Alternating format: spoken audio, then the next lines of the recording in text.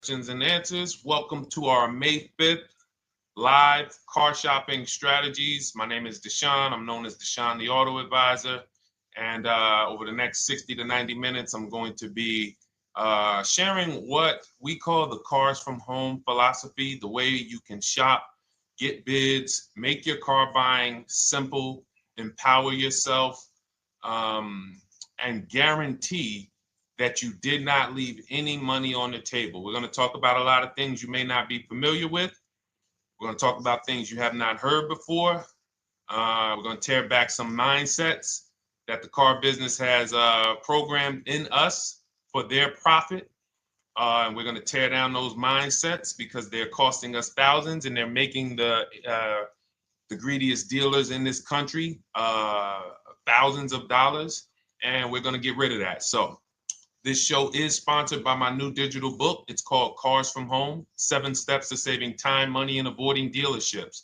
So I wrote that book to give you everything I know, everything I learned at Mercedes-Benz, at General Motors, running my own brokerage, and the hundreds of people, thousands now, that we've helped since 2021 to empower themselves in their car purchases. So part of my welcome offer to you is it's normally $97. You can get it for $24. That's my welcome offer for 30 minutes, anytime during the broadcast.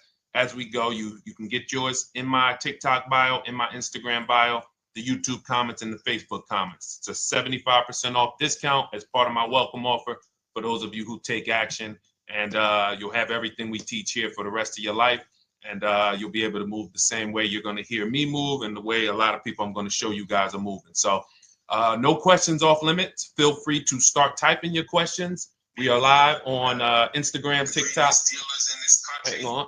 I got Instagram up here. My man Dolan is moderating, so we're going to try to pull in every single one of your questions. Again, this is our May 5th live. We are live. It is Monday, so let's get to the questions. Okay, we got some coming in already on TikTok, Dolan. I see it is what it is. I'm just going to pull that one. I need to do one on shady mechanic shops. You should. If that's your area of expertise, the public needs to know from someone who's an insider what is going on in mechanic shops. I'm sure they get a lot of value. If you guys want, it is what it is to launch a channel teaching people how to avoid shady mechanic sites, type ones in the chat so he can know that he should go ahead and do that. Or she. I can't see if you're a man or woman. But let's get some questions going. Yasoy Tommy, I see you on TikTok. Interested in leasing, but I know I will go over the mileage. I drive a lot. Well, here's what you do. Give you an example. I'm leasing right now. I've never needed more than a 15,000 mile per year lease. So all of my leases have been 12,000 miles. I've never needed more than a 15,000 mile per year lease. Now, sometimes, that was because my family worked a little further from where we lived. We got a 15,000 mile per year lease, but most of the time I'm getting 12 because that's what I need. That's what I use. Now I'm paying $499 a month for this $55,000 Infinity truck. I got a 1% lease on it. I got my bids, the way we teach at Cars from Home. We're big on multiple offers. That's the only way you're going to save the big money and guarantee you got all the money is to get multiple bids. We teach you how to do that. You can do it by phone too. If you want to try to do it by phone, God bless you. We do it through email. We do it through emails and templates, and that's what we do. But I'm paying $499 a month for 12,000 miles. Now, let's just say I needed 15,000 miles. I would have bumped that lease up, and instead of $499, I'd be paying probably $30 more. So call it $530. Now, let's say I'm a high mileage driver at 20,000 miles. That instead of $530, I would probably be paying $620. And there I got my 20,000 miles per year. So the key is, and this is what you'll hear, people will blame the leases for not understanding that they choose the mileage.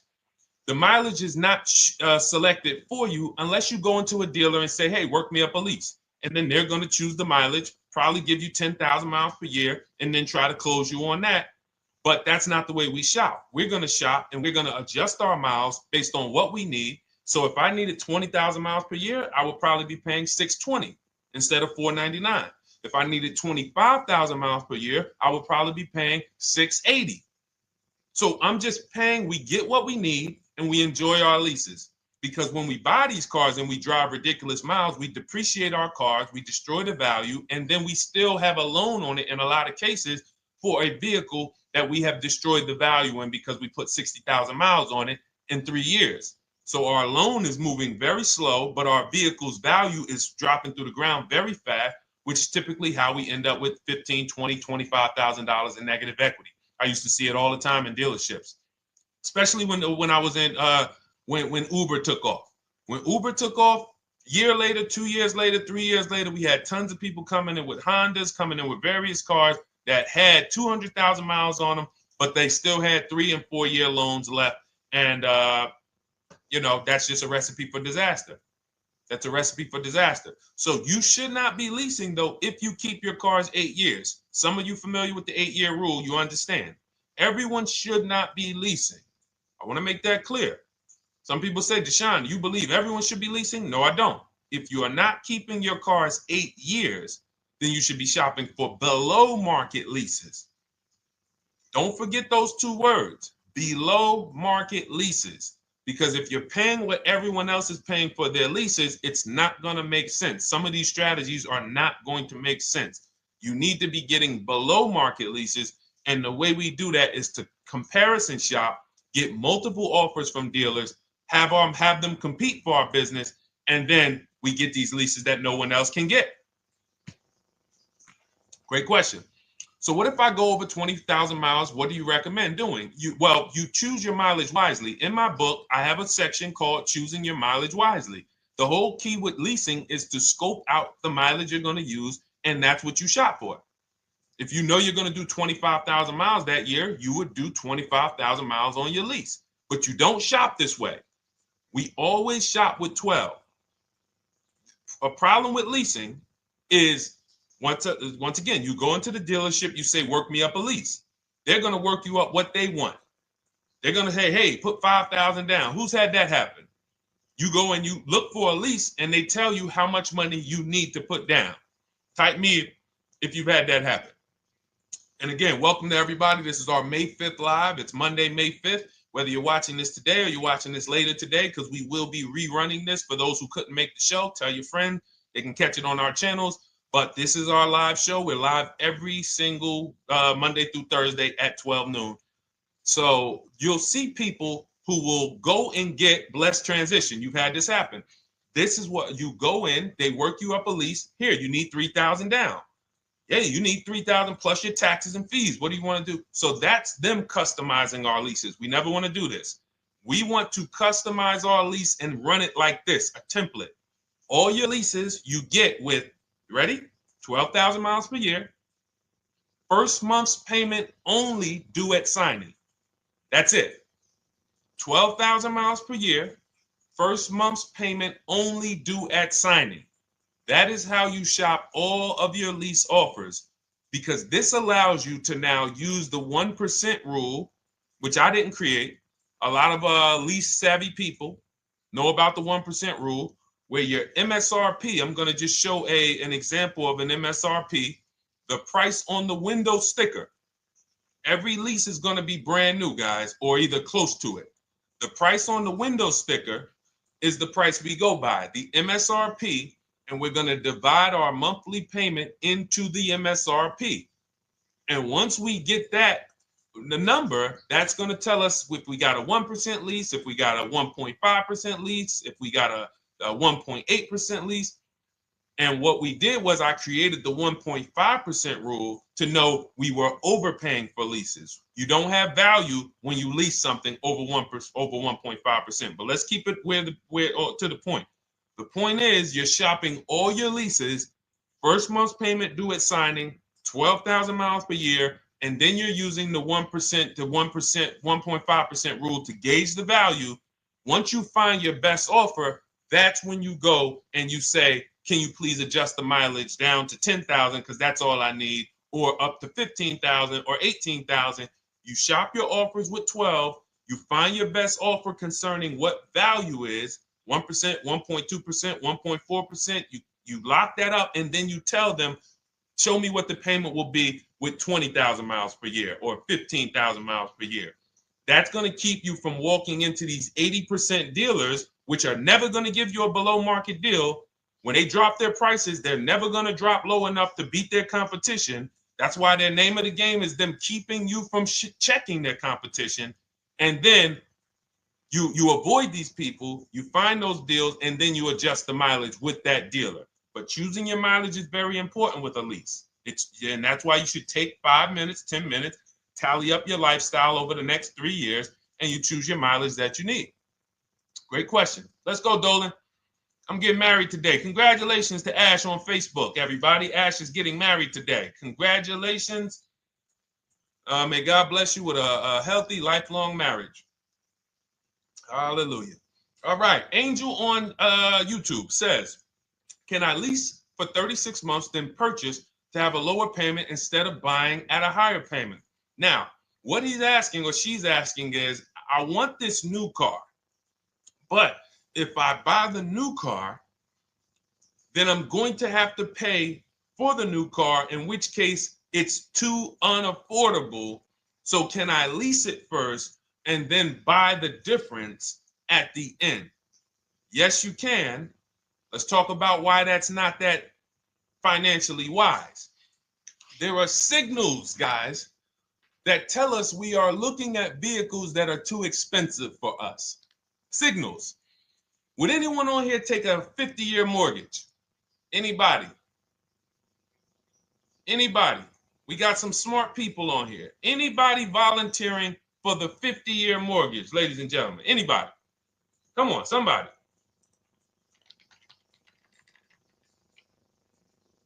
No, why not? Why not? Why is everybody saying no to the 50-year mortgage? Because we know it's ingrained in us that a 50-year mortgage on a house means we can't afford that house, right? Same thing with cars.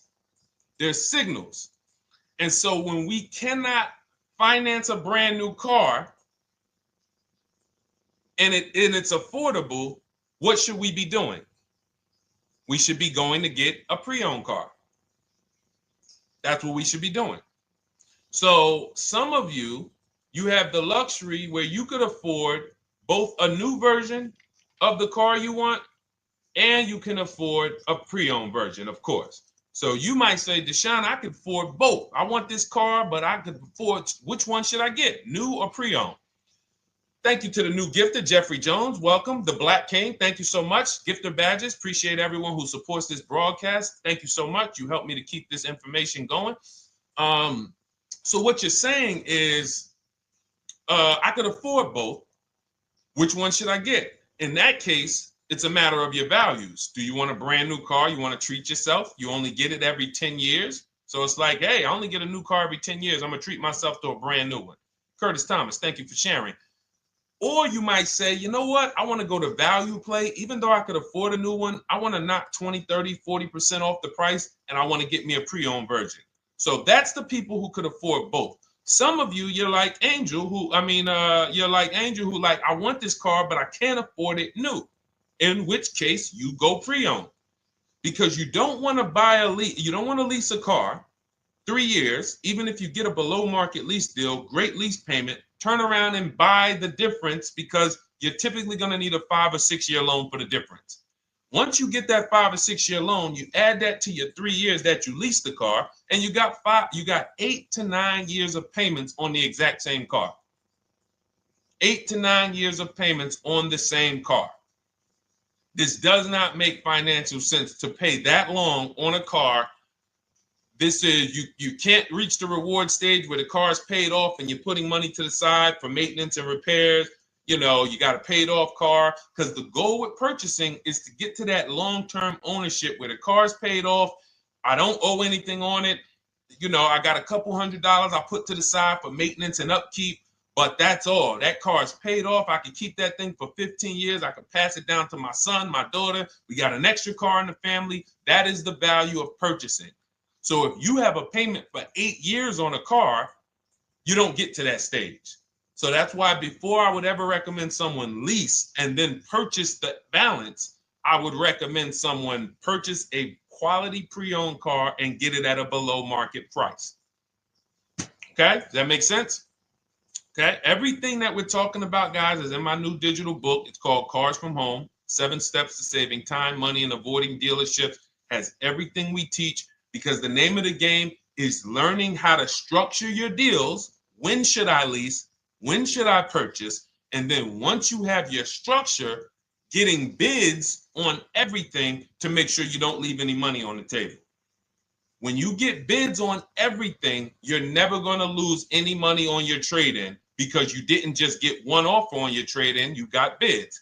You're never going to overpay for your interest rate, because you didn't get one offer on your loan, you got bids. You're never going to overpay for the new car or the used car you're buying, because you didn't get one offer on it, you got bids.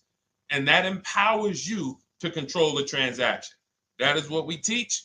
That's in my new digital book, step by step. You can get your copy for 75% off, normally $97, but it's part of our welcome offer for 30 minutes. You got it in my TikTok bio, Instagram bio, YouTube comments, or the Facebook comments for $24.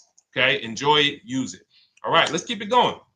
I need to buy a car. I want to know how to buy the advertised new the new SUV vehicle for under $10,000 or even under $20,000.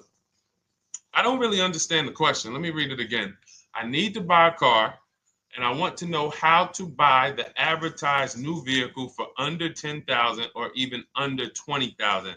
Are you saying that's the discount you're looking for, or are you saying that is my budget? Please let me know. I don't quite understand. Go ahead to the next one, Dolan.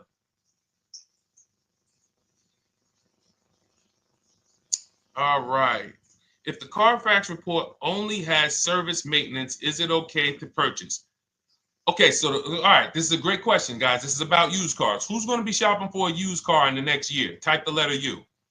Type the letter U if you're going to be shopping for a used car in the next year.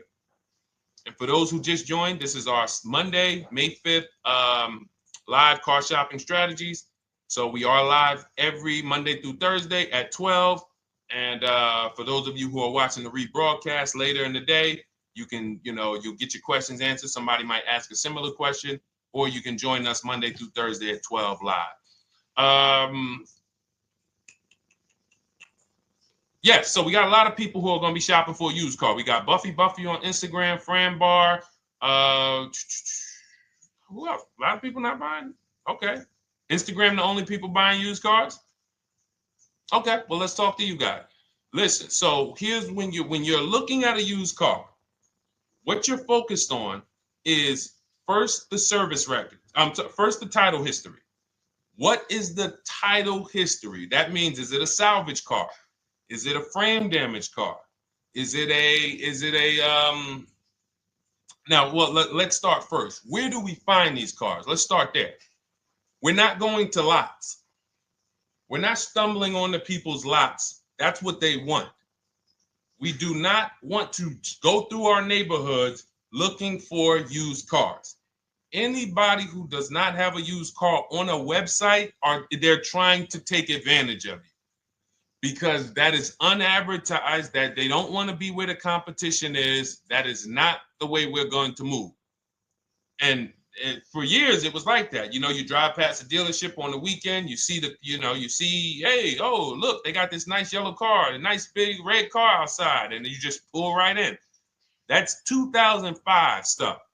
Now, every used car, we need to be able to compare it to the whole market, which means we need to see it on a website, on a marketplace. So we're opening up, this is called my multiple marketplace strategy.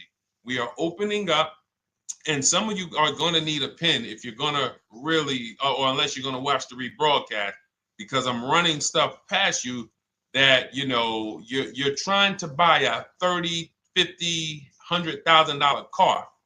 We're not talking about how you're going to get a couple things from Amazon and, set up a little home studio for $2,000. We're talking about the second most expensive purchase most of you are going to make. So it's understand that you're going to need to focus in order to get the most out of what we're talking about. So we're going to go to the marketplaces. The marketplaces are Carvana. They sell their own inventory. CarMax, they sell their own used car inventory. Driveway, they sell their own used car inventory. We're going to go to now dealerships. AutoNation, they sell other people's, they sell their own. They buy and they relist it on their website. But then you have Car Gurus, you have Carfax, you have Kelly's Blue Book, no, not Kelly's Blue Book. You have Auto Trader, Car Gurus. So we're going to all these marketplaces, we open them right up in one tab. So now what we're doing is we're putting in our criteria, and what we want to do, we want to go 100 miles out. Even if you're not willing to drive 100 miles out, you want to see what the whole market looks like within 100 miles. So now, if you know what you can afford, then you can put in your price criteria. I have a tool that I created. It's called the Perfect Budget Calculator. Some people who have my book, you've used it, where you put in your down payment preferred, you put in your interest rate, you put in any equity from your old car, and it tells you, because what you tend to miss is the fees. That's what you tend to miss. So if you're not using this calculator that we created, you want to add another $2,000 or so, because you got to factor in the fees in that budget. Some of you go out and say, man, I think I could afford $30,000. Then when you find your car, they bump you up to $33,000 because you didn't factor in the taxes and fees. So this calculator does it for you in my book, and everything we use the Perfect Budget Calculator. But if you're not using it, just estimate another, a little higher. Now you put all of that into the marketplaces. Now you're looking for what the inventory is. Now, here's the reason why you must open up all these marketplaces. First reason, they have different cars on them. Carvana and CarMax has different cars than Car Gurus, Cars.com, Auto Trader. There's different cars on them. Another reason we need to open it up is because sometimes you'll see one car here on Car Gurus for $31,000, and then you'll see that on Auto Trader they marked it down $2,000. It's $29,000. And you're like, wait, why the heck is it lower? This is the same car. Well, it could be because this marketplace got the notification first to lower the price, and maybe this one takes a little longer to see that, oh, maybe that takes 24 hours before their updates take effect. So that's why you want to open up all these marketplaces. Now you're narrowing this down first based on your color choices, what options you want, your models, and now we're starting to narrow this thing down. So we're narrowing it down. Now we start to look at the history of these cars. This is the best way to start narrowing down your used car search. Let's now dive into the history. I need the Carfax. Now, some of these websites will give you a free Carfax. Some of them will try to make you buy a Carfax. Now, I'm going to give you one of the secret strategies that we've been using for years in my book, and I'll tell you it right now. It is how we get free Carfaxes, because when we get to most vehicles, you guys, for those of you who are just meeting me, I worked in Mercedes-Benz for 5 years and General Motors for 5 years, and I ran my own brokerage. I started it in 2016, and I ran that while I worked at the car dealership. So I have a lot of experience and have seen a lot, and that's why I'm able to teach these things. I also love numbers. But one of the things that I know is almost every dealership has a contract with Carfax. So every dealership, we pay Carfax already. So what we're able to do is when we list our inventory on our websites, we're able to list the Carfax with it. We're able to provide that free of charge. But when we pay Auto Trader or Cars.com or Car Gurus, we are not able to actually push our Carfax to that marketplace. But if you come to our website and you find the vehicle on our website, most times you will find the Carfax for free. That is what we have been doing for years. So that now we have the Carfax, because the Carfax is the only way we can see those service records right now, because we've already narrowed it down based on, first thing we're doing is we're looking at title history, frame damage, salvage title, rebuilt title, total loss. That's the type of vehicle. The next thing we're doing to narrow it down, which is where many of you get in trouble, is you're looking at the service records. Skipping service records, buying used cars without seeing service records is disaster. The biggest indicator on if a vehicle was taken care of is what is on those service records. And if you can't see those service records, then I would not buy the car. Somebody say, oh, I'm changing the oil myself. If you don't have proof that you have changed the oil yourself, I cannot see it. I cannot see that you have maintenance this car, and that's a turnoff for me. Because now when you drive that car a year later, 2 years later, things start happening. You have no one to blame but yourself. Now the regret kicks in. Man, I knew I shouldn't have got this. But chances are, if you find a quality vehicle and you see service records on that previous owner's report, that's going to lead to a quality experience. Okay, so that's pretty much how the initial part of our multiple marketplace strategy. As you can see, we have this to a science. Nothing that we're doing is by chance. Nothing we're doing is on a whim. That is it. But let's go to some more questions. And I think the biggest thing I want everyone to understand so far is that we don't wing anything in this process. There's nothing, everything that I'm teaching you is going to be out of our systems. Now, some of you have different learning styles. So let's address this. Again, welcome to our May 5th, Monday, May 5th live. We're live Monday through Thursdays at 12 noon. And we rebroadcast this for those who couldn't make it. You can share this with your family. Tell them, hey, visit Deshone the Auto Advisor's channel. He did a great show earlier. He answered some questions that everyone had. You can watch the broadcast all through the rest of the day. Now, but we're live every week, but we're live right now. So now the biggest, some of your learning style is different. What we teach is we have the ultimate do-it-yourself guide. This book is rated 5 stars. Thank you to everyone who's rated it on Goodreads. Just pull it up right here. For those of you who are actually on Instagram or YouTube, TikTok, you won't be able to see this right now. But the book is rated 5 stars. We appreciate you. And this is the ultimate do-it-yourself guide, whether you're new cars, used cars, leases, bad credit, how to make banks bid for your financing, high mileage driving. It's all in there, step by step. And it's a digital book, so you don't have to wait for it. As soon as you get and hopefully you get there before the 30 minutes, so you get your copy for the $24 instead of the $97. That's our welcome offer. But that's your do-it-yourself guide. Some of you, you're a do-it-with-you person, and that's Shop with Deshone. You like videos instead of reading. You want coaching. You want support. You want a community. We have 1,600 people in our Facebook group. That's our Shop with Deshone. We've had 2,200, almost 2,300 people come before you.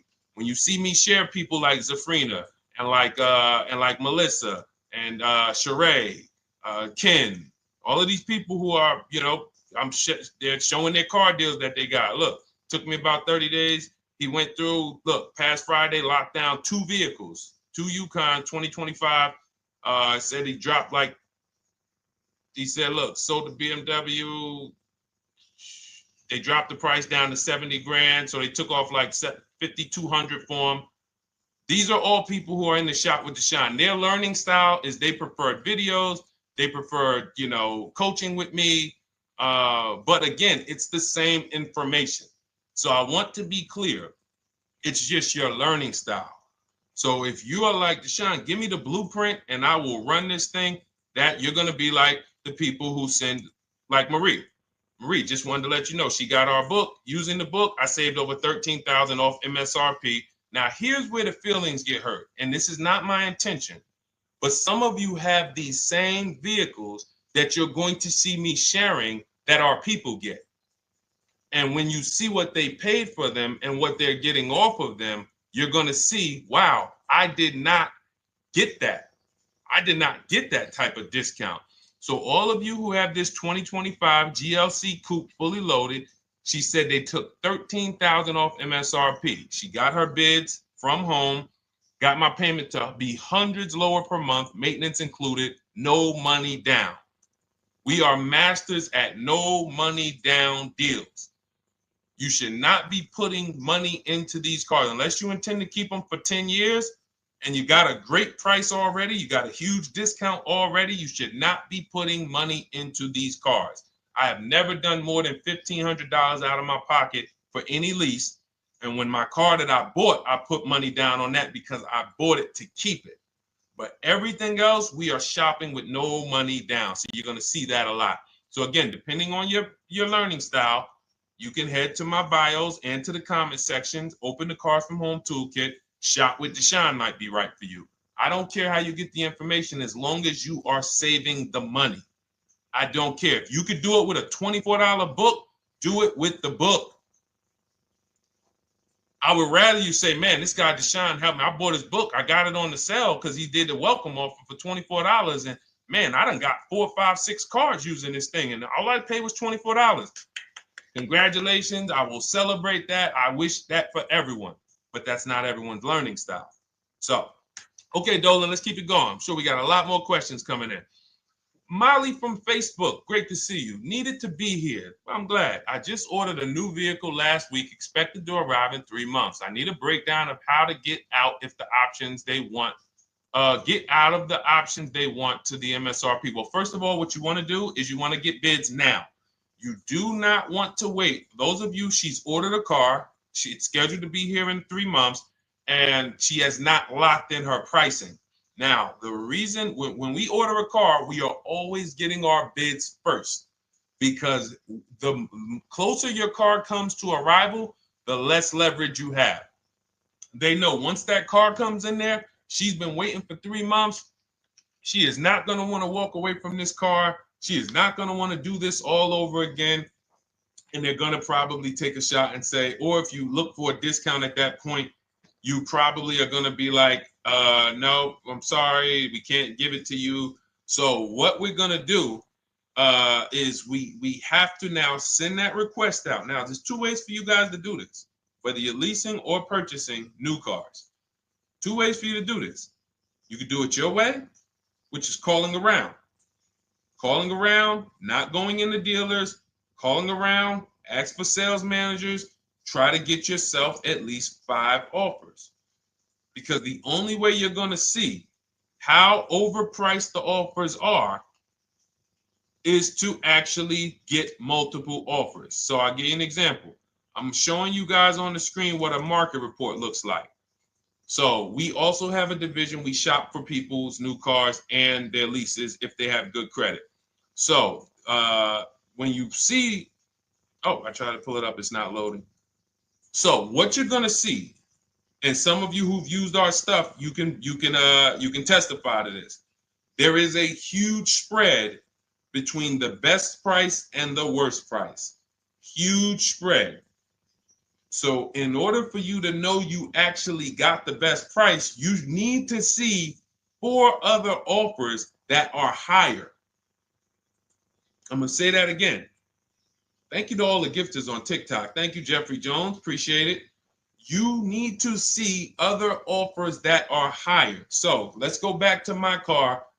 This dealer who won the bid for my Infinity truck saved me over $8,000.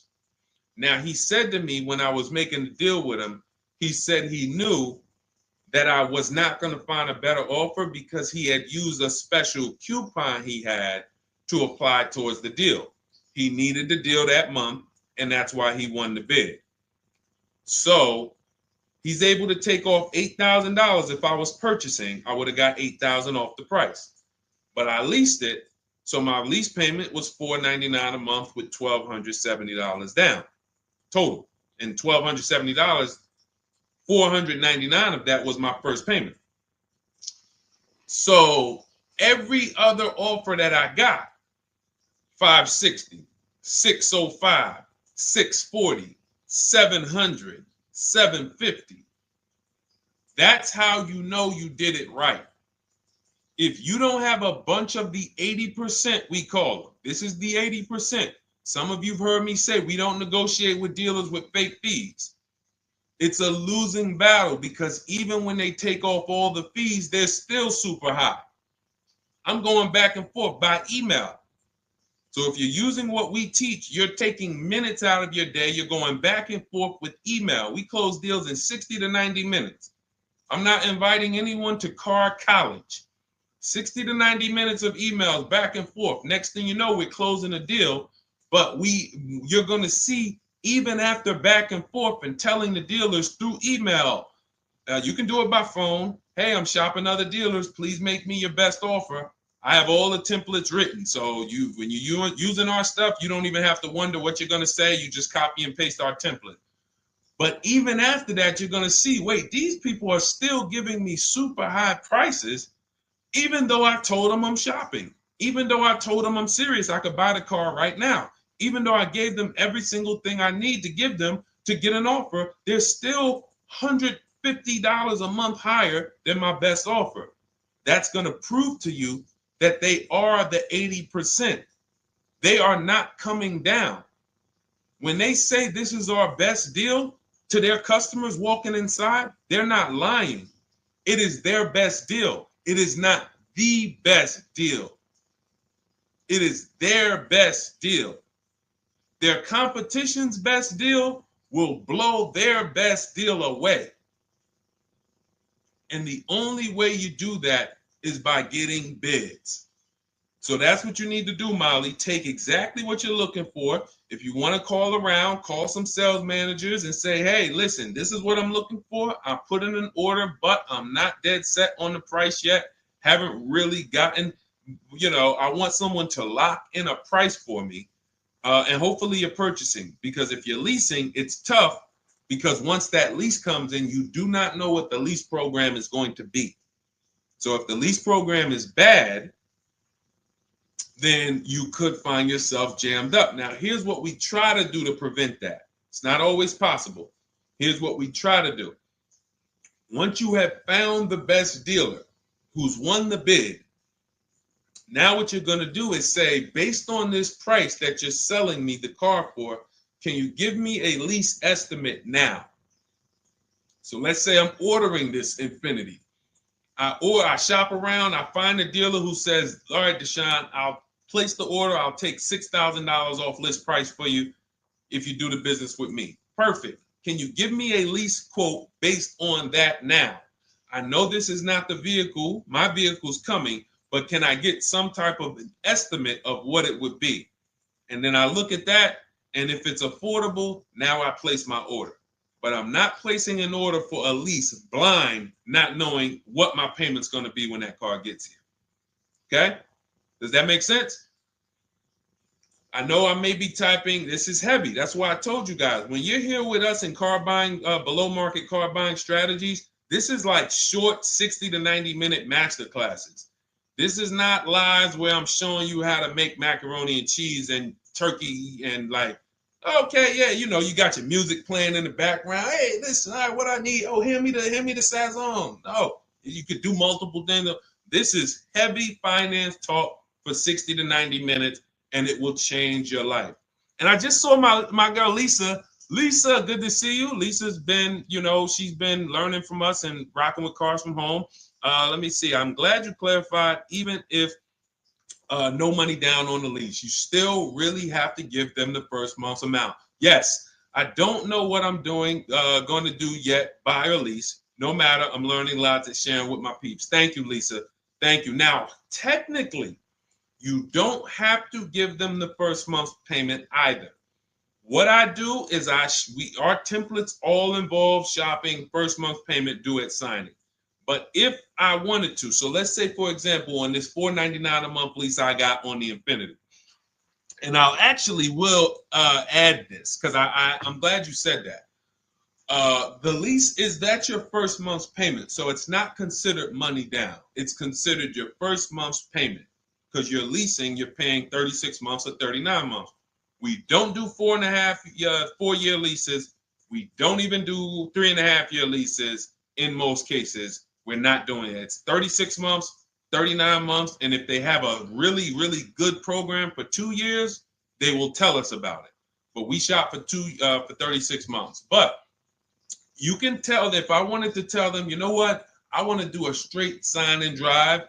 I don't even want to give you the $499 for the first payment, which means you're asking them to pay the first payment, then it would have just been $500 going back into the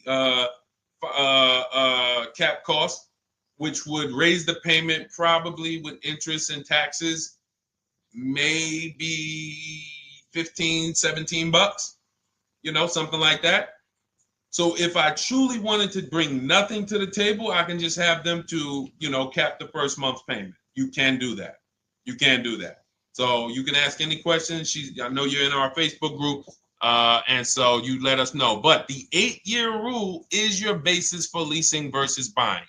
The 8-year rule, when you guys open up my book, you'll hear me talk about this. I'm going to make a whole lot more videos about the 8-year rule because it is the parameters for how to know whether to lease or buy. It takes into account how drastic cars depreciate. They lose value like crazy.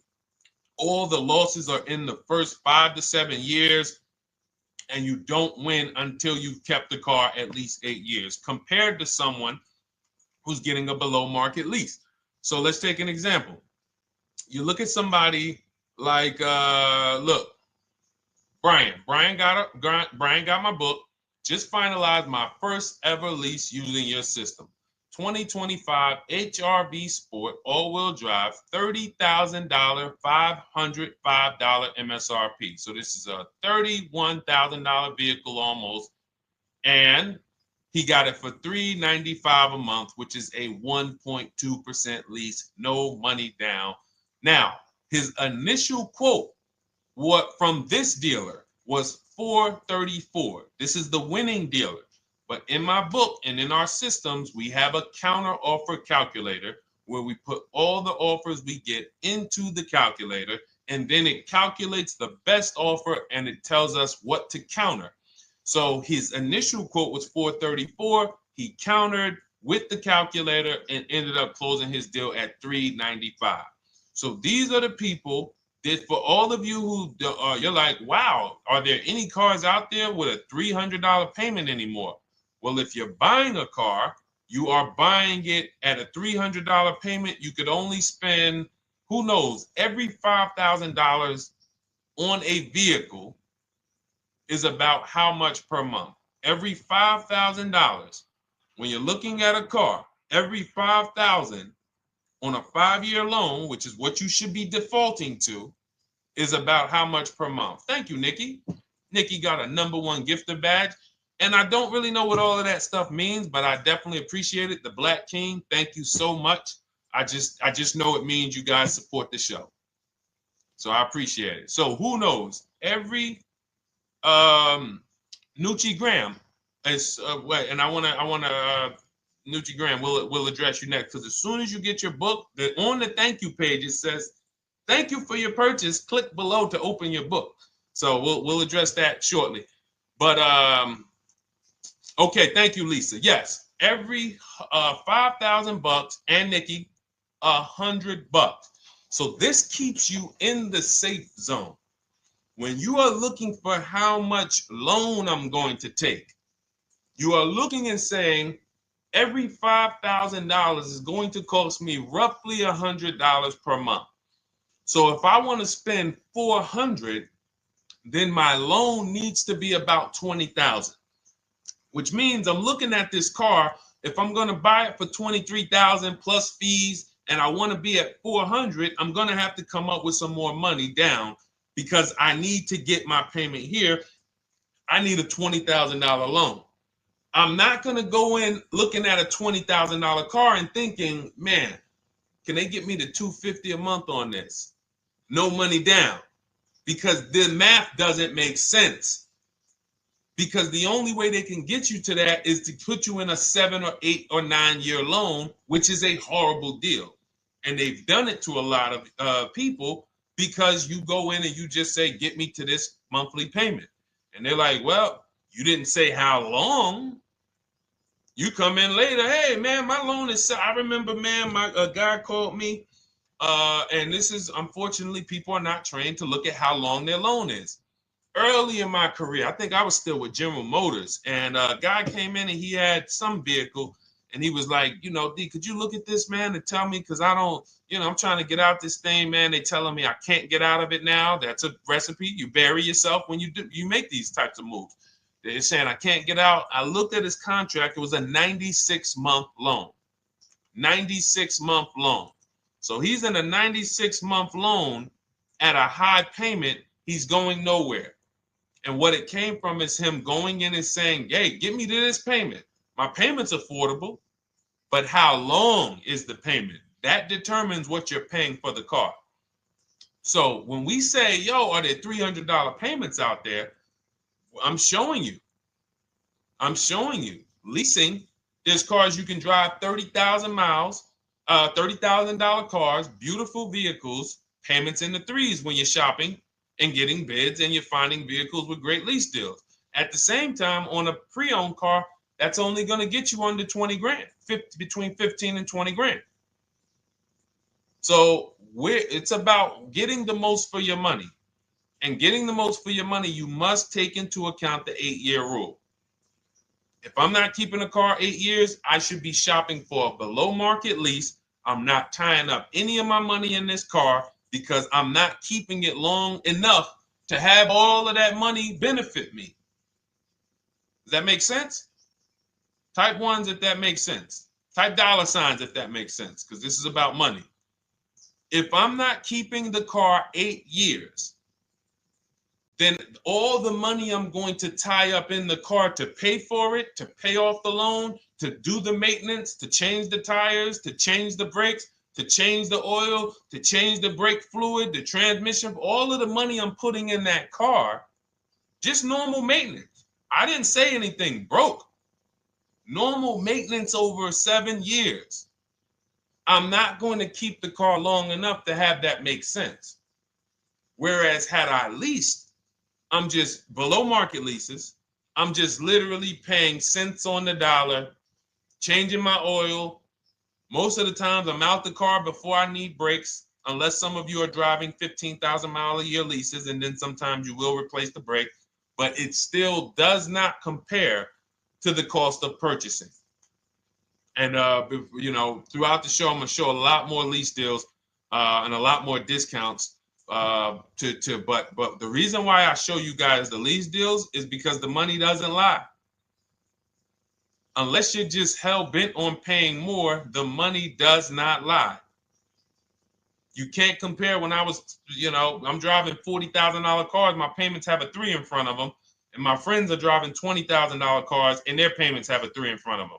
And those cars are used, need maintenance, you know, warranties done ran out after 4 years. I'm over here driving brand new cars, problem free, and they're paying the same amount or more than me, and they're driving inferior products. And then once they really get tired of the car, they go ahead and they trade it in and they start the process all over again.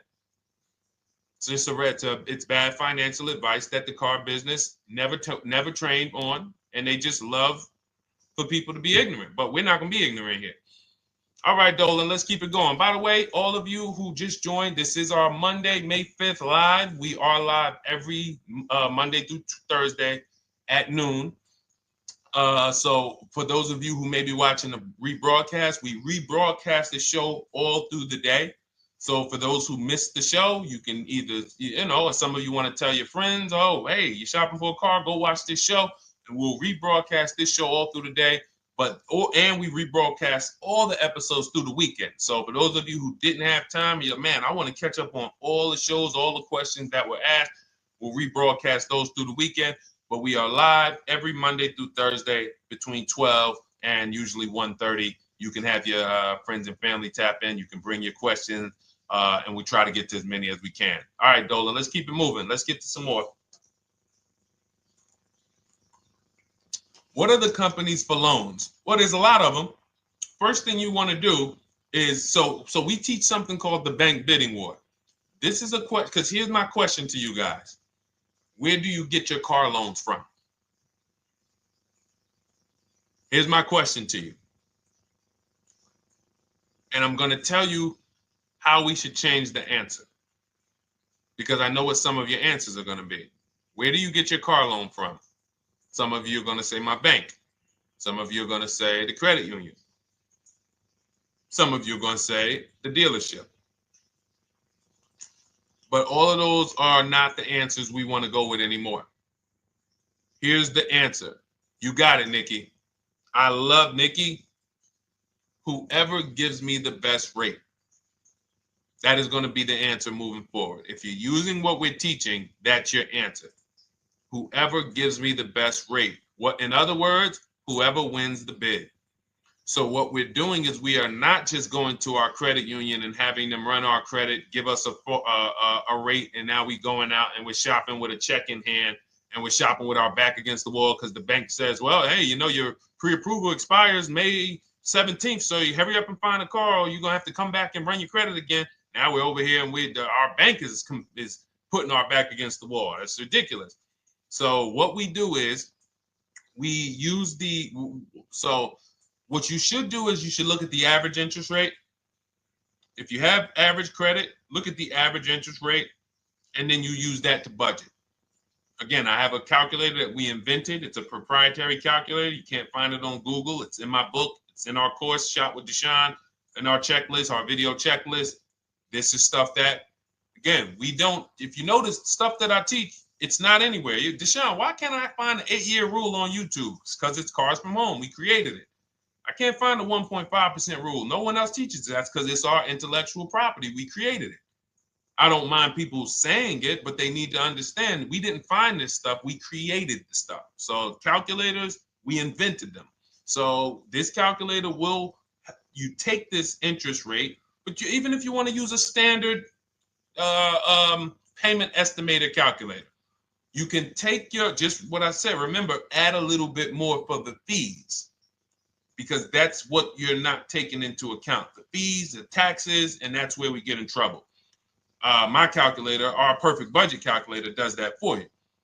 So now you want to look at the average interest rate. Type in average rates for cars. Use that for your budget, just so you can know about how much car I can go and get.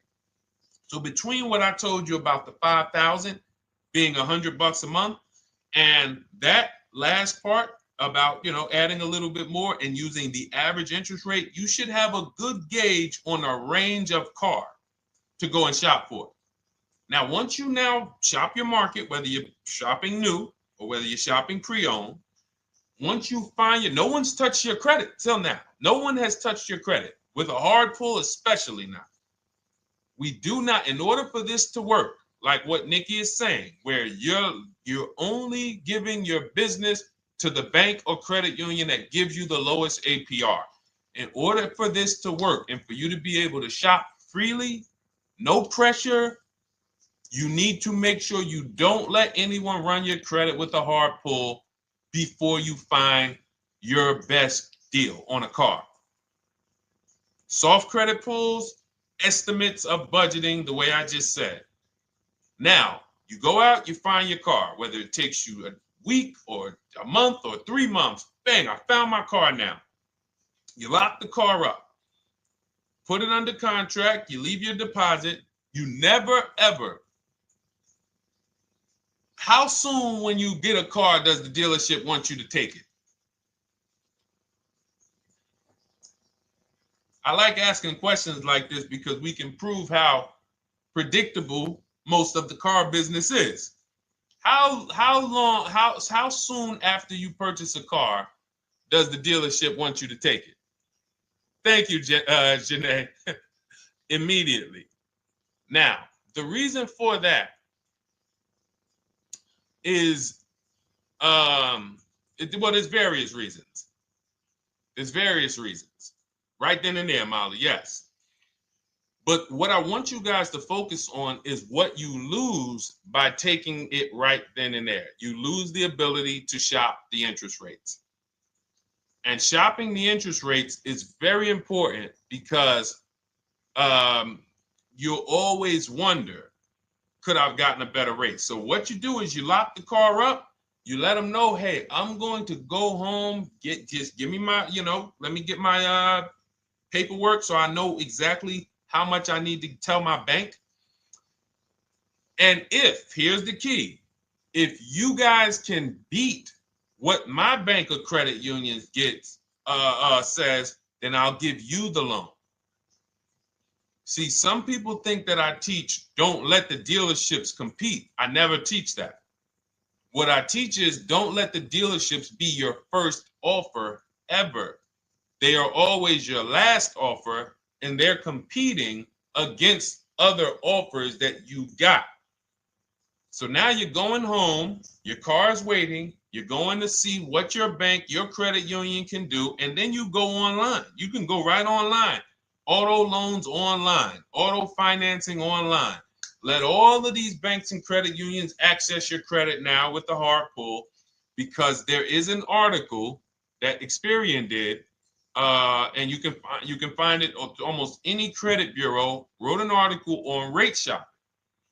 They allow you to have multiple lenders compete for your business within a small period of time. They say the window is 14 to 45 days. So if the window is 14 to 45 days, how quick do y'all think I want you to do it?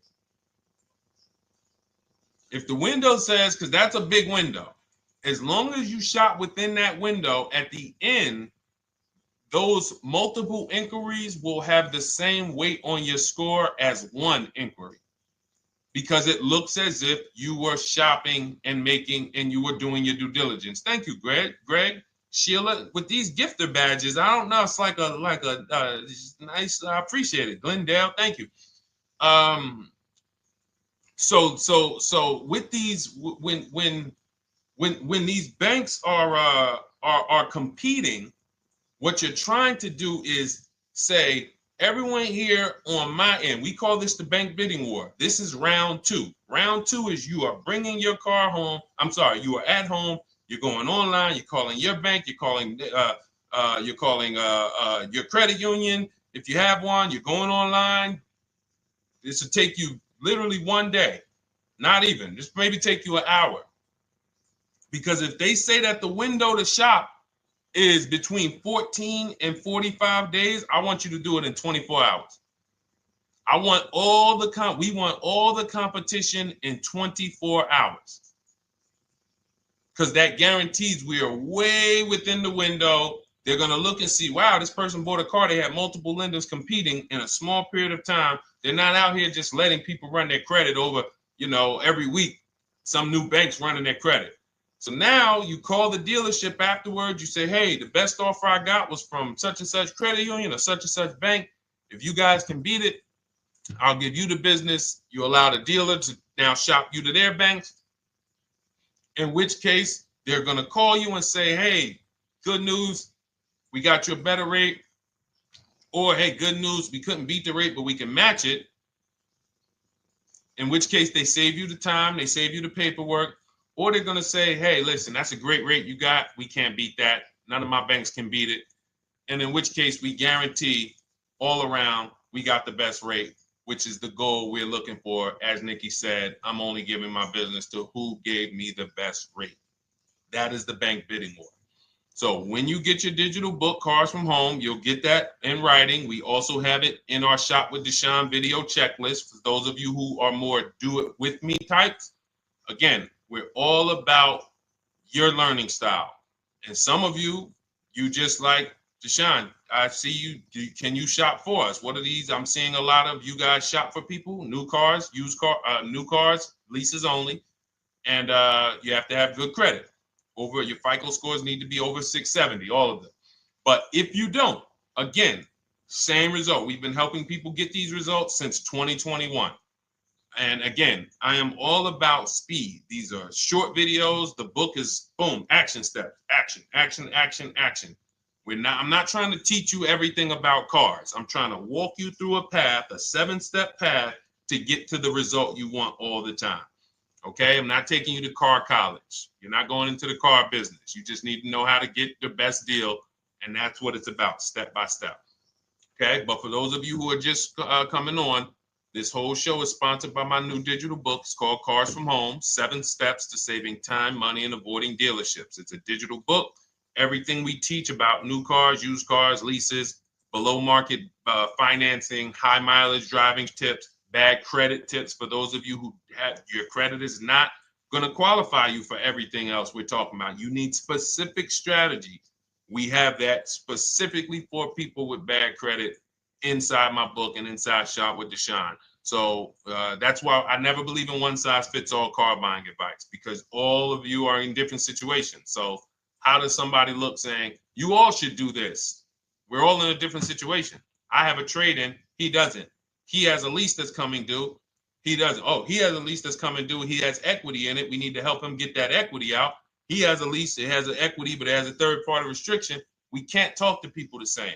That's why everything we do is custom and letting you know, no matter what your situation is, it's very common to us. Very, very common.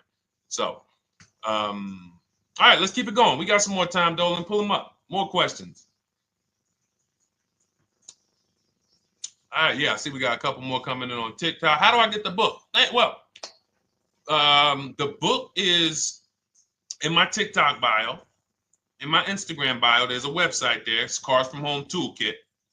And then you'll see the welcome special for $24. So the book is normally $97, but as part of our welcome special, you got 30 minutes to get yours for $24. So you won't pay the $94. You get 75% off. We also have a link for you guys on Facebook and YouTube in the comment section so you can get your copy. And if you're going to spend a couple more minutes with us, I would appreciate if you share the broadcast with one person that you care about. So that can help,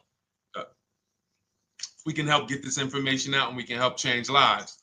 If you didn't receive your ebook, well, first of all, as soon as you purchase your book, you're going to see a thank you page. It says, thank you, screenshot this page. And then it says below, click the link below to open your book. So you actually get the link to open it as soon as you make the purchase. And then I say, I also emailed you a copy. So sometimes people type their email in, one letter's wrong. Obviously, we can't send a book to an incorrect email, which is why I have my support team's email right on there. So that if you don't see that book within 5 to 10 minutes, you email my support team, hey, I didn't get the book. They'll get you the book right away. So as you can see, I want you to, Dolan, can you put up, do we have anywhere with, we can put up the support team's email for this person? And just send an email to support. There you go. Thank you so much. Support at Deshone the Auto Advisor. Thank you, Dolan. Best moderator in the world. All right, so shoot them an email. Just let them know. Give them your first and last name, and they'll check the record, make sure that we have a purchase from you, and they'll send you your book right away so you can dig right into it. Okay? All right, let's keep it. We work with clients all around the country. What I'll start doing, I wanted to bring some on here today, but I can't load them up. The system is showing an error. So I got a lot of people. I always bring tests. I always like to show results. So, you know, I'm a results person. So you'll see a lot of people that I share. Brian, who has our book, and, you know, his lease, Marie with her $13,000 off. All of these people made deals from home. They were not in a dealership negotiating this. You got, look, Frank, I bought your book, used your system, and just closed my deal and have positive results to report. I love when y'all email me, by the way. Like, please continue to do this. A caveat is I wanted a just released 2026 Genesis G70 Advanced, and there are no incentives. I could have gotten incentives on the 2025. However, I wanted the 2026, and I was willing to pay. So even with high demand cars, even with cars that are rare, this is the situation. I reached out to 20 dealers and I received 9 offers for 36 months, 12,000 miles on a $58,000 MSRP. The initial offers range from $1049 to $901 with everything in between. I counter offered using the calculator that we have and closed the deal at $815 on a $58,000 MSRP. That's a 1.4% deal. Now, mind you, that on a vehicle on a 2026 with no incentives, which means every bit of that was the dealer taking off money for him. He probably had to get at least $5-6 grand off to have that deal come in the 8s, when other dealers were quoting him 9 up to 10 and, you know, mid $1,000 range.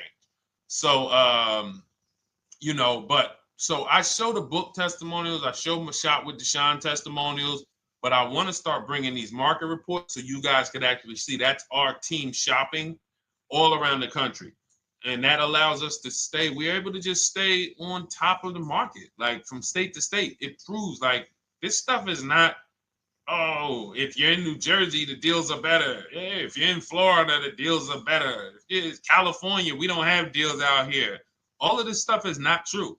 And thank God we have people using the Cars from Home systems, be it by book or be it by our video checklist, or be it us shopping for people all around the country where we can tell you beyond a shadow of a doubt. I can show you market reports from Texas, from Oklahoma, from South Dakota. We did a deal for a Mazda, a South Dakota deal, Nebraska, California, Florida, Georgia. We're shopping for people all around the country. And there's great deals everywhere in the country when you know how to make dealers bid. Because you're always going to find that 20% dealer who just wants to beat their competition. They're the best in the region. And you got to go out to find them. You got to have a system to find them. Because most of the dealers are not them. Most of the dealers are the 80%. That's just the way it works. It's a numbers game. And the 80% are very expensive. And when you walk into the 80%, they'll go down. You're like, oh man, all right, can you take off? Can you get me down? Like, yeah, man, you're like $150 a month higher than where I could be, my max. And they go back and forth. They're like, man, I could take off $50 a month. Ah, man, that's the best you could do. And then next thing you know, you get down to 100. Yeah, all right, we'll take off $100 a month. And you're like, all right, I guess I'll take that. You don't realize that a 20% dealer, not only were they nowhere near your max budget, they were $100 less than your max. You're talking to the 80%. The 80%, when they come down, they're still here. The 20% are here.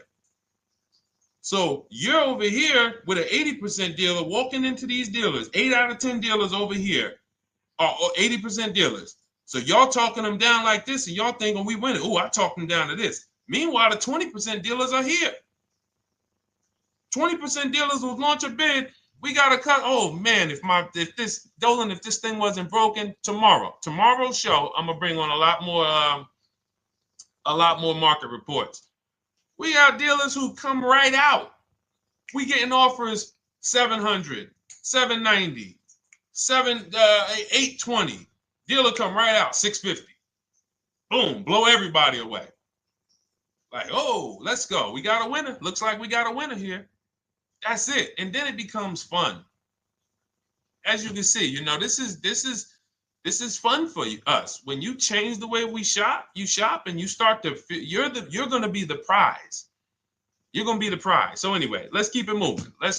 For those of you who have gotten your book, I look forward to you using it, empowering yourself, having these same results. For those who didn't know about the book, it is a digital book. You can get your copy for 75% off for 30 minutes in my TikTok bio, my Instagram bio, the YouTube comments, and the Facebook comment. And for those of you who've been on and you still don't quite trust us, you want to get started with maybe some free advice, go grab our cheat sheets. We have our free cheat sheets in my Cars from Home toolkit, totally free. Test us. Look at the cheat sheets, look at the strategies, look at the emails I'm going to send, guiding. Like I don't play around. So if you want to just say, test out, let me hear some free advice, start with our cheat sheets. All right. Yes, I'd actually answered that when I read that comment, Dolan, on TikTok about do we work with clients in New Jersey and New York? Well, yes. When it comes to shopping done for you, if you open the Cars from Home toolkit and you're like, Deshone, I just want to relax at home. You guys go shop the market for me. If you have good credit, FICO scores over 670, and you have and you're shopping for a new car or a lease, you can book a call with us and we can see if we can help you. Book a 10-minute call. It's free. And we can see if we can help you. Is it best to lease a car if you're currently underwater? Ooh, if I was underwater right now, let's just say I have 15,000 negative equity. I made a bad deal during the pandemic. I'm upside down and I'm like, man, I got to get out of this car. But and first of all, I know I should be leasing because now we know the 8-year rule. The 8-year rule says if we're not buying our cars to keep them at least 8 years, we should be shopping for below market leases. We're going to pay a lot less money. Below market leases, not normal leases. Very important.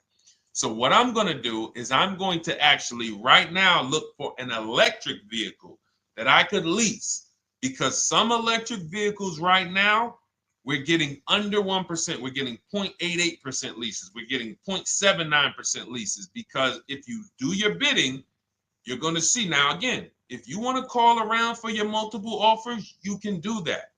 I'd rather you call around than to do what you've been doing. I'd rather you, with your new cars and your leases, call around before you walk. That's better than what you've been doing. But if you're like, Deshone, I don't want to talk. I don't want to wonder what I'm going to say. I just want to copy and paste. That's the Cars from Home way. Either way, you get your 5 offers, and you're going to see now, my best offer on this $40,000 electric car might be $320 a month. So I'm now driving a $40,000 car. If I didn't have my negative equity, then I would be driving it for $320. But now I got to bring this negative equity over. Now, the reason why you want to look at these electric cars for this is because if you try to bring a bunch of negative equity over, what ends up happening is you're now messing up the loan to value ratios, and the bank won't approve it. So you might go in and look at a $40,000 car, and now you bring this 15 grand of negative equity, and the bank is saying, we're not going to loan $55,000 on a $40,000 car. We're not doing that. So that's when they'll say, some of you may have heard this before, you have to put money down. They'll say, we can't get you approved unless you can put $3,000 down, $5,000 down. You have too much negative equity, and the bank is not going to approve it all. But when you get your bids on some of these electric cars, you're going to get $10,000, $15,000 off. And this is specifically what I would be looking for. I would be looking for the electric vehicle that when I get my bids, I'm saving 15 to 18 to 20 grand off. And if you guys don't think that's possible, you haven't been here for long. You know, this is Milligan. She bought her Mercedes EQE last year. She literally, MSRP of her car was $79,245. She got almost $30,000 off the vehicle. Almost $30,000 off the vehicle. $51,359 is her price. $79,000 vehicle. She got it after rebates, after discounts, after everything. $51,359. So you take a vehicle that you can get a huge amount of money off, then you bring your negative equity over. So now that payment goes from $320. Yes, it might go up to $575 or $600 even. But I know I'm in a nice car now. I'm in a brand new car, and after 3 years, I'm done with that negative equity. So that's what I would be doing. And if God forbid the car gets totaled while you're driving, you're out of the negative equity in a lease. So if I rolled that negative equity, 15 grand over to this car, now I'm driving it. Boom. All right, I got this electric car. I'm out of the negative equity. I got a good value. I'm in a $40,000 car. My payment is affordable. Now I'm driving. Oh, shoot, car gets totaled. I'm out. I can go get me another car now. I can go and get the same exact car, but I can get it for $320 now. So, you know, that actually is the reason why people commit insurance fraud and total their cars or get them stolen intentionally. But no, that's just something to keep in mind. Something to keep in mind. Because most of you, when you start leasing, you're going to see that was my reason for negative equity. That was my reason I kept having negative equity, is because I wasn't leasing. And that was the reason I was paying more money for cars than I should have, because I wasn't leasing.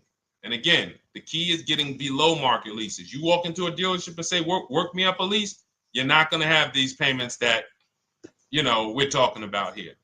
It has to be below market leases. That comes through multiple offers. Only way. All right, let's keep it going. A lot more questions. No gap then. Is that your first time leasing? Well, no, we'll get to that. I see it's a little conversation happening on TikTok over here. By the way, everyone, this is our Monday, May 5th live.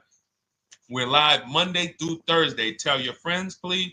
I would love for those of you who are going to keep joining us to see some friends tomorrow, family members tomorrow, co-workers.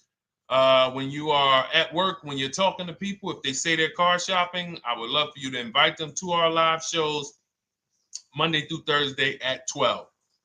And if they couldn't make the show, we will rebroadcast each episode for the rest of the day. So after today, after we end the show, if you guys want to refresh on some things or you want to whatever, you want to send people, we will rebroadcast this episode for the rest of the day. And then on the weekends, we put together a weekly compilation. We broadcast them all just for the people who couldn't make the live shows. But every Monday through Thursday, we are here. And yes, happy Cinco de Mayo to you too, Nikki, and to everyone who celebrates. All right, what do you think about waiting till December month, mid-month to buy a vehicle? I do not. Dealers need cars to sell before that. It's a myth. All right, we're going to dispel a myth, okay? When have we been taught that the best time to buy a car is? Thank you to everyone running up the likes on TikTok. We're at 3,400 likes. Every time you hear something you like, you double tap the screen. That makes a big difference. It sends a message to TikTok that we're doing something good over here. Okay, end of the month. Yes, sweet now. End of the month. So we're gonna peel, like I told you guys when we started the broadcast, right? We are gonna, yes, Molly, last day of the month, right? So this is what we have been taught. Last day of the month, come on in. That's where your deals are, right? Let's look at this logically. As a former car salesperson, the times where where I saw the dealer or myself being the most desperate was the times where we did not have a lot of customers. Sometimes you look up, it's the 10th of the month. They call us into a sales meeting. They say, hey, guys, we got to sell 200 new cars this month. We are only at 40. We are way behind. We are tracking way behind. Call anyone you know who's a real customer. We are entertaining every reasonable offer. Now, you've been taught there's a group of people that we know are coming at the end of the month. There's a group of people that we know that last weekend they're going to rush. But there's no desperation there from us because we know they're coming. So we look and say, I'm much more desperate at various times throughout the month than I will be at the end of the month. Because think about it. Every time you go into the dealership at the end of the month, is it dead or busy?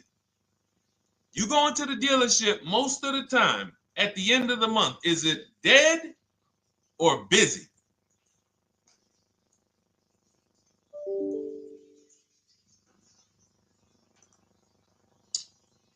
Thank you. It's a zoo. It's a zoo. Customers everywhere. That means all the car salesmen are not worried about making a deal.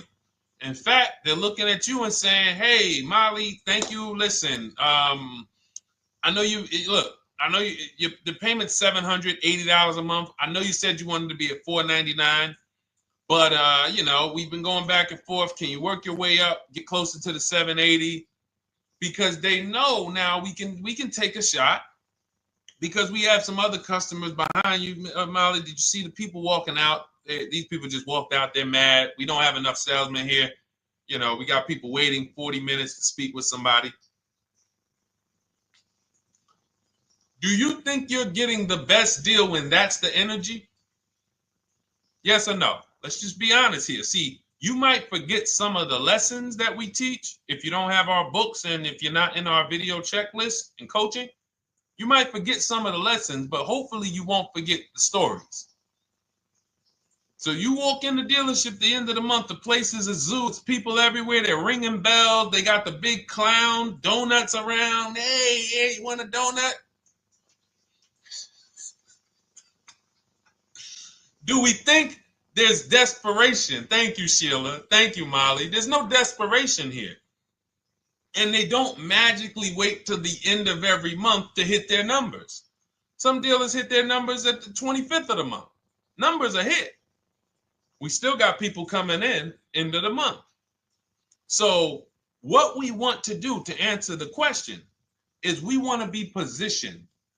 What I like you to do, for those of you who are in an emergency situation, you need a car in a week, in 2 weeks, that's fine. Everything we teach can guide you. We've had people who got their cars in 3 days. Like that's not something that is let's see. This is my second go around, much easier, more relaxing experience. Calculator definitely helps. Turned in my CRV, got a 2022 Marcus, some dealers wouldn't do. Somebody, I wanted to read you somebody who got their car in like 3 days, 5 days. That's normal. Again, like I said, we're not taking you to car college here. Like you know, our step-by-step programs can get you to your cars in less than a week, 90 minutes. But you don't want all your car shopping to be emergencies, because here's where you want to be. You want to be able to say no for up to 3 months. Reason is, there's a group of people that walk into the dealerships. They're there right now. They're desperate. They're giving off desperate energy. They can't say no. They back themselves into a corner for whatever reason. If their leases are up, maybe they don't know you can get an extension. If your lease is up this month, you can call. You can get yourself an extension for 1 month. Some leases will be extended up to 3 months, up to 6 months.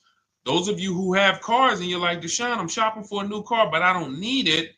I just, my car still got some life to it, but, I want to look for something new. This is a position of power to be in. This is where you want to be. You want to be able to say to yourself, all right, let me look at the offers this month in May. All right, I'm going to follow up next month because the offers change. The used car market changes. The lease prices change. The dealer desperation, it changes. I'm not letting tariffs push me into doing something and making a bad deal. I'm not doing it. I'm not worried about tariffs coming, because there's going to be deals no matter what. If the prices of the new cars go up, what happens to the prices of our used cars that we're going to be selling? See, that's how we really won during COVID. Some people who've been with me since 2021, that's how we were winning. My man John Shaw, he was one of the first people. David Isaacs came in, got his BMW. Yes, the lease prices were slightly higher back then. We were still getting under 1.5. We were still getting 1.4. John got a 1.2 on a Jeep Wrangler, but we were selling our old cars for 8, 10, 12 grand more than they would be worth today. So even if the new car market goes up, we know how to maximize the prices of the cars we're getting rid of, and we're going to offset it. So we want to position ourselves to be able to say no. That is the strength. That's the leverage where we can say, you know what? All right, I'm going to follow up next month. Now we're telling the dealers right up front, hey, call me. I'm good between now and June 18th. I'm good between now and July 20th. So now what those dealers say is, okay, this is a serious customer. By the way, we have all this in templates in my book. You fill out the template, you fill in, here's the day you can buy a car. This is your deadline. When we blast it out, these are things you can call dealers and you can tell them, hey, I'm good between now and anytime before the summer. Call me if you get a black one with the red seats and this package in it. If you want to call around, you want to do it that way, you could do that. But what you're letting them know is, call me when you want to make a deal. I can make a deal today. Let me see the numbers today. Great. All right. If sometimes you'll see that a car is a little bit out of the range we want it to be in, you might say, man, I'm looking for it to be around, 505. This thing's coming in about 550. Okay, maybe I'll check next month, see if the program gets better. You might say, all right, dealers are saying to some of you shopping for cars that maybe every dealer is not going to have it. When you reach out to the dealers, only 5, 6 dealers have it. But they say, hey, I got something coming in May. I got something coming end of May, June. Is that good for you? See, they're desperate customers. They can't say yes to that because they back themselves into a corner. But you guys now operating with a 90-day shopping cycle. If a deal comes today, I'm jumping on it. But if you got something coming next month, I'm jumping on that. Call me when you're desperate. Call me when y'all have that meeting. Hey guys, we're way behind. Listen, we need a deal. I'll take any deal right now. Hey, is that person that Sheila McCauley, you know, that last month, her number, we couldn't make that deal last month. Did she get a call yet? Hey Sheila, did you get a call yet? No, I'm still waiting. Okay, great. We can get to your number now. Perfect. Thank you. Positioned. So we want you to be positioned when you use what we teach, whether it's the Cars from Home digital book, whether it's the Shop with Deshone. For those of you who are like, Deshone, let's do this together. I want the checklist videos. I want coaching. I want to be able to pop into the Facebook group, ask around. We can't give you that for $24. No author can give you the support. I got tons of books. There to Be a Man, In His Steps, Tony Robbins' book. None of these authors can give me support for the price I paid for their book. That just can't happen. But some of you are like, you know what? This is a big investment. I want to make sure I have access to, you know, systems for life. That's the Shop with Deshone done for you video checklist. And then you got coaching direct with me in our Zoom calls every first and third Wednesday. Twice a month we do. And then we got our private Facebook group with 1,600 people. And then some of them are sharp as me. I'm telling you, let's look at, you know, y'all know I brag about Rosalie. If you like Rosalie, if girl got 4 cars in within a year, you know. Her first car was the Infinity. She got her Infinity truck. And I was sharing her a lot last year when she got her Infinity QX60, but she recently shared that she got 3 vehicles. And hold on, where is she at? I just had her up. So this is the people that's in the group. Like, look, 3 vehicles. Big shout out to Deshone the Auto Advisor for making these incredible deals happen. 3 new leases for my sons with only first month's payment down. She got a Nissan Rogue, almost $37,000 vehicle, $399 a month, no money down. Mazda CX-30 Sport, $28,000 vehicle, $28,300, $339 a month. That's a 1.2% lease. And she got a Mazda CX-50 Premium Plus, $40,400 vehicle, $420 a month. 2 1% leases and a 1.2% lease. And the cherry on top, she says, I sold 2 leases. Some of you don't even know you could sell a lease. She said, I sold 2 leases. She had equity. Now, not every lease has equity. But if 8 out of 10 leases don't have equity, then 2 out of 10 do. So if you've just been dropping your leases off at the dealership, hey, here's my old lease. Let me get the new one. Hey, here's my old lease. And you have not assessed the equity. Could there be equity in it?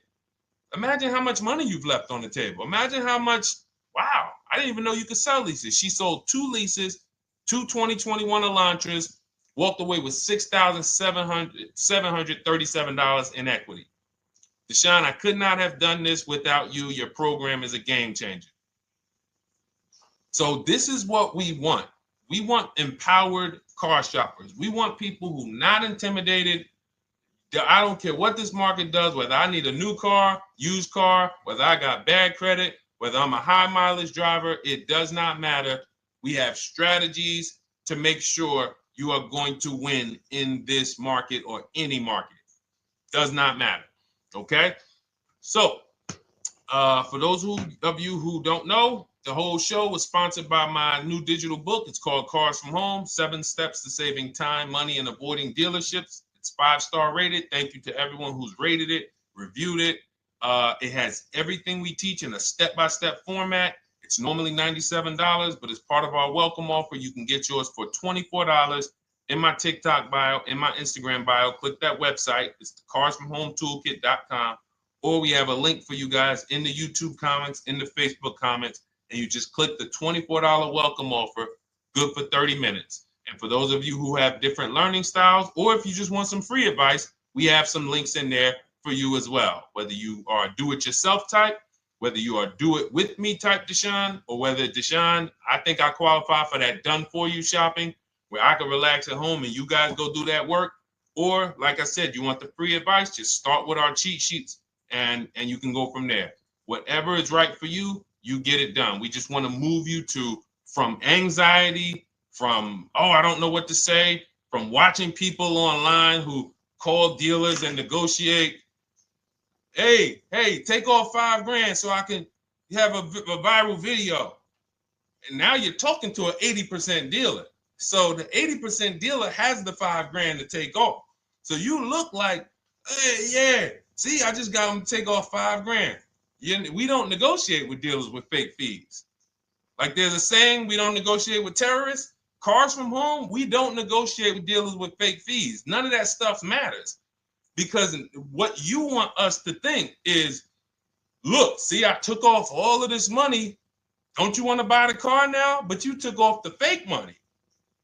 Had we been talking to a 20% dealer, what money are they taking off? The real money. The real money. So if we have two dealers, well, let's say 8, because y'all know I use the 80%. So the 80% are over here. The 20% are this small group over here that we got to find. Now, the 80% are starting so high that when they take off all the money, it's fake money. We marked up our cars. We got platinum kits on them. We got the Hertz service plans on them, and the Simonized kit and the low, all of that stuff. Okay, so yeah, we done took off 5,000 for you, but 4,000 of it was fake. Meanwhile, this 20%, they don't have the fake. So when they take off 4,000, it's real 4,000. And we over here talking to these people. Hey, take off all that fake money. See, guys, you can do this too. So listen, we bidding is the way to go. You cannot negotiate your way to a below market deal, but you can get bids and it will make your life easier. You'll start to enjoy your car shopping. You'll start to feel like you're empowered. You're the prize. Someone won your business. They won your loan. They won the opportunity to buy your car. You are the prize. So that's what it's about. So we are here Monday through Thursday, 12 noon. Make sure you meet us live or tell your friends and family who are shopping, hey, hop on this show. We're live on TikTok, Instagram, Facebook, and YouTube. But we will broadcast the show for the rest of the day.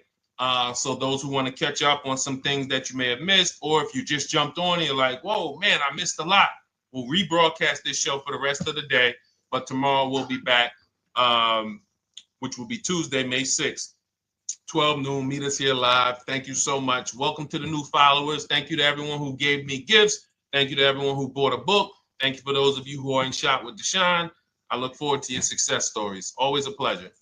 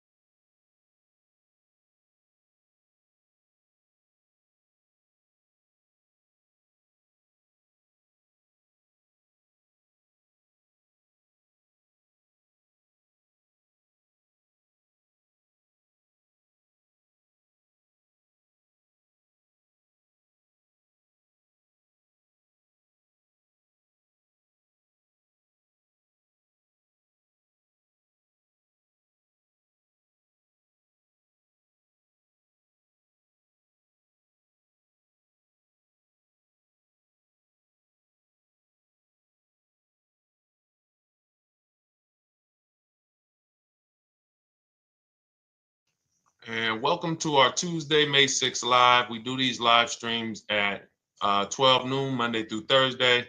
I am your host, Deshone the Auto Advisor. And for those of you who've never met me, I have devoted the last 4 years to teaching people how to get the best deals on cars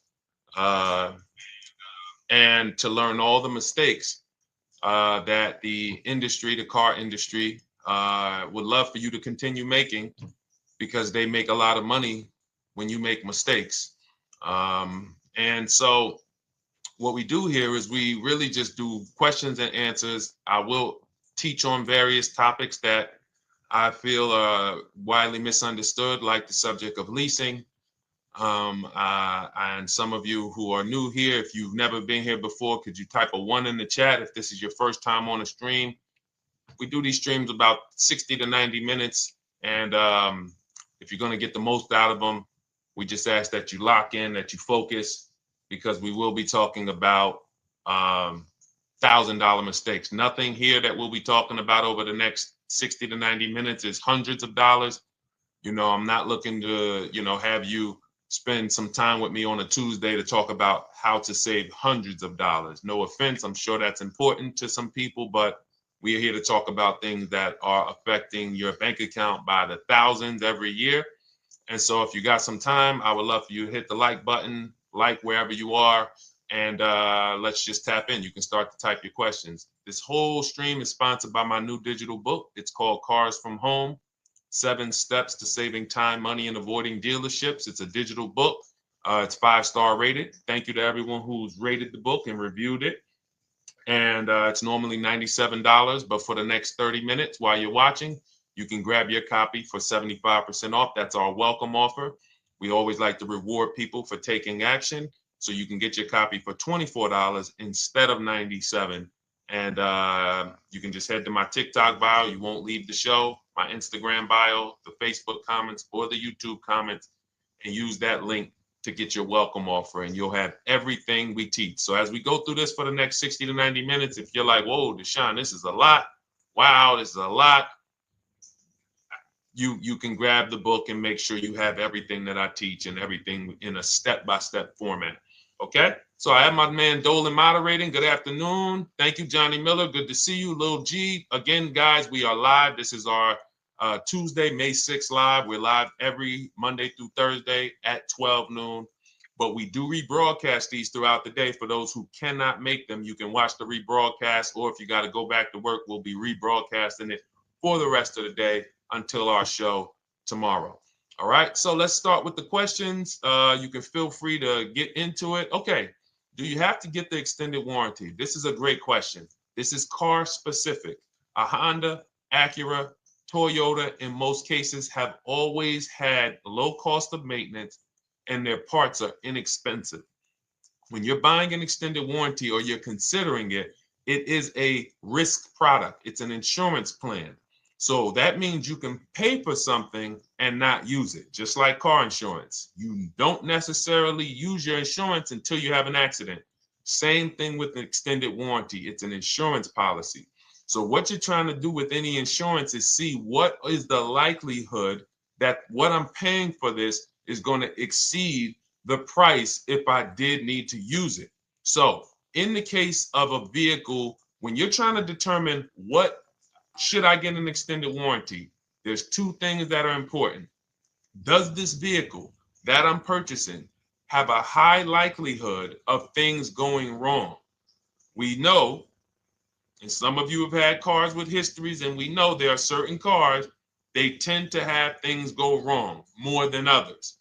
And what I like to do is go right to Google and type in repair cost, because this is the second item that we are looking at. We're looking at average repair cost. So if you're buying a 2010, a 2015 Nissan Altima, 2018, Hyundai Sonata, you go right to Google, you type in 2018 Hyundai Sonata average repair cost. Now, if you see that those typically go on the lower side, then that can take a lower set of risk where you might say, all right, likelihood of these things going wrong on this car is slim. But if you see that the repair cost is on the mid to higher side, that's shifting more risk to if something goes wrong, the cost for you to pay for it out of pocket will probably exceed the warranty. So when I work for Mercedes-Benz, who's new here? Type a 1 in the chat if this is your first time on a stream with us. First time you've ever been here, type a 1 in the chat. First time. What's up, William? What's up, DJ Ant Nice? Good to see you. Maggie, good to see you. Enrique, good to see you. Miko, good to see you. Tetra Washington, good to see you. Jan, good to see you. Claire Clairvoyant, good name. First time, if this is your first time, just type ones in the chat so I know. I don't want to assume anyone knows who the heck I am and what my experience is. Daniel Thompson on Facebook, great to see you. So I worked for Mercedes-Benz for 5 years, General Motors for 5 years, and I ran my own brokerage, my new car brokerage, called Cars from Home. I started it in 2016. Now, when I worked for Mercedes, when people were purchasing a Mercedes, what I would tell them is buy as much warranty as you can afford. Buy as much warranty as you can afford, because I knew that when something breaks on a Mercedes, nothing's under $1,000, and typically it's $2,000-$3,000. So a $4,000 warranty on a Mercedes Benz is usually worth every dime. But at the same time, we have cars that, again, less likely for things to go wrong. And then when things go wrong, if they go wrong, they can typically be repaired inexpensively. Good to see you, Arms Reach. Welcome on Instagram. Shout out to the people checking in live. Great to see you all. So that's how you're measuring extended warranties. You don't want to get an extended warranty on a vehicle that has a low cost of repair and a low likelihood of things going wrong. You can then take your money, put a little bit to the side, have a little emergency fund, that same $3,500 that you would have put into the warranty, or $2,500, you put that to the side over the course of a year, 2 years, put $100 a month to the side, and then have that be your cushion just in case things go wrong. It's better for you to have that money in your bank account, and if things go wrong, you take it to your mechanic. You must have a local mechanic.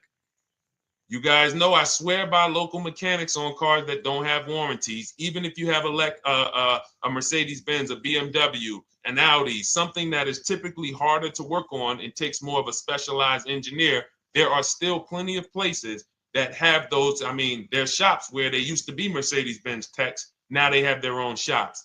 This is who you want, because their cost, their labor is going to be probably 1/3 of what a dealership is going to be. So these are the resources that, again, keep more money in our pocket while getting us the same level of service and experience. Okay, great question. Welcome, Uncle Nene. Good to see you. Uncle Nene. All right, listen. Nicole, good to see you.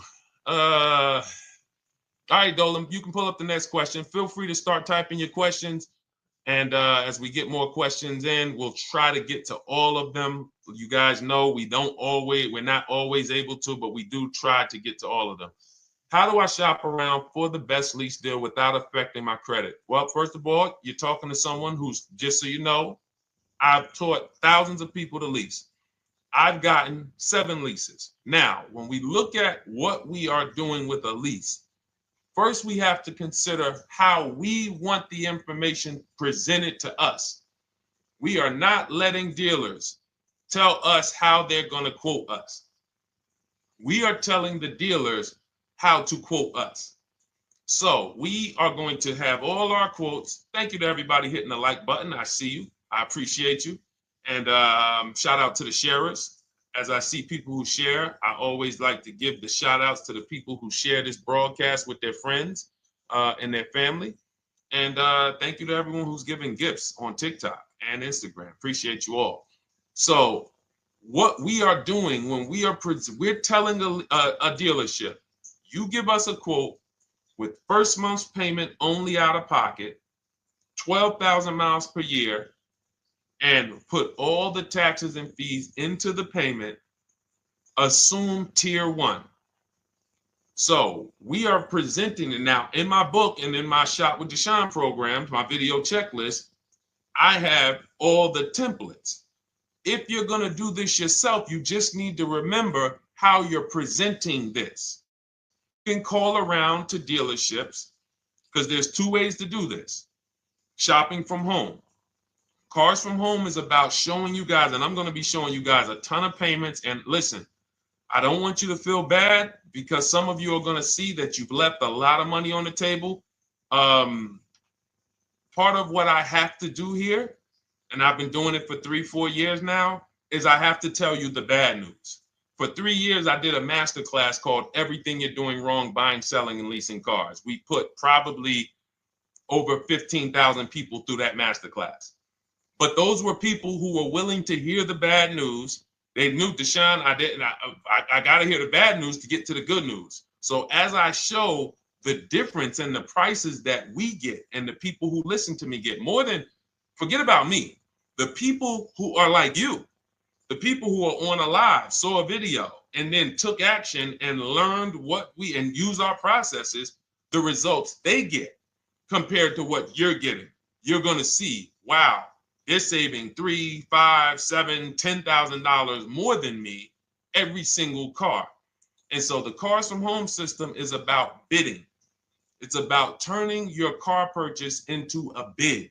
You're no longer begging. You're no longer going into a dealership and begging one dealer to sell you a car, and then you go to another dealer and beg them, sell me this car, please take my money, please take my money. Meanwhile, you're not seeing the entire market and the people who would compete to get your business and gladly give you the service that you deserve by giving them a $30 to $50 to $100,000 transaction, which is what your car purchase is.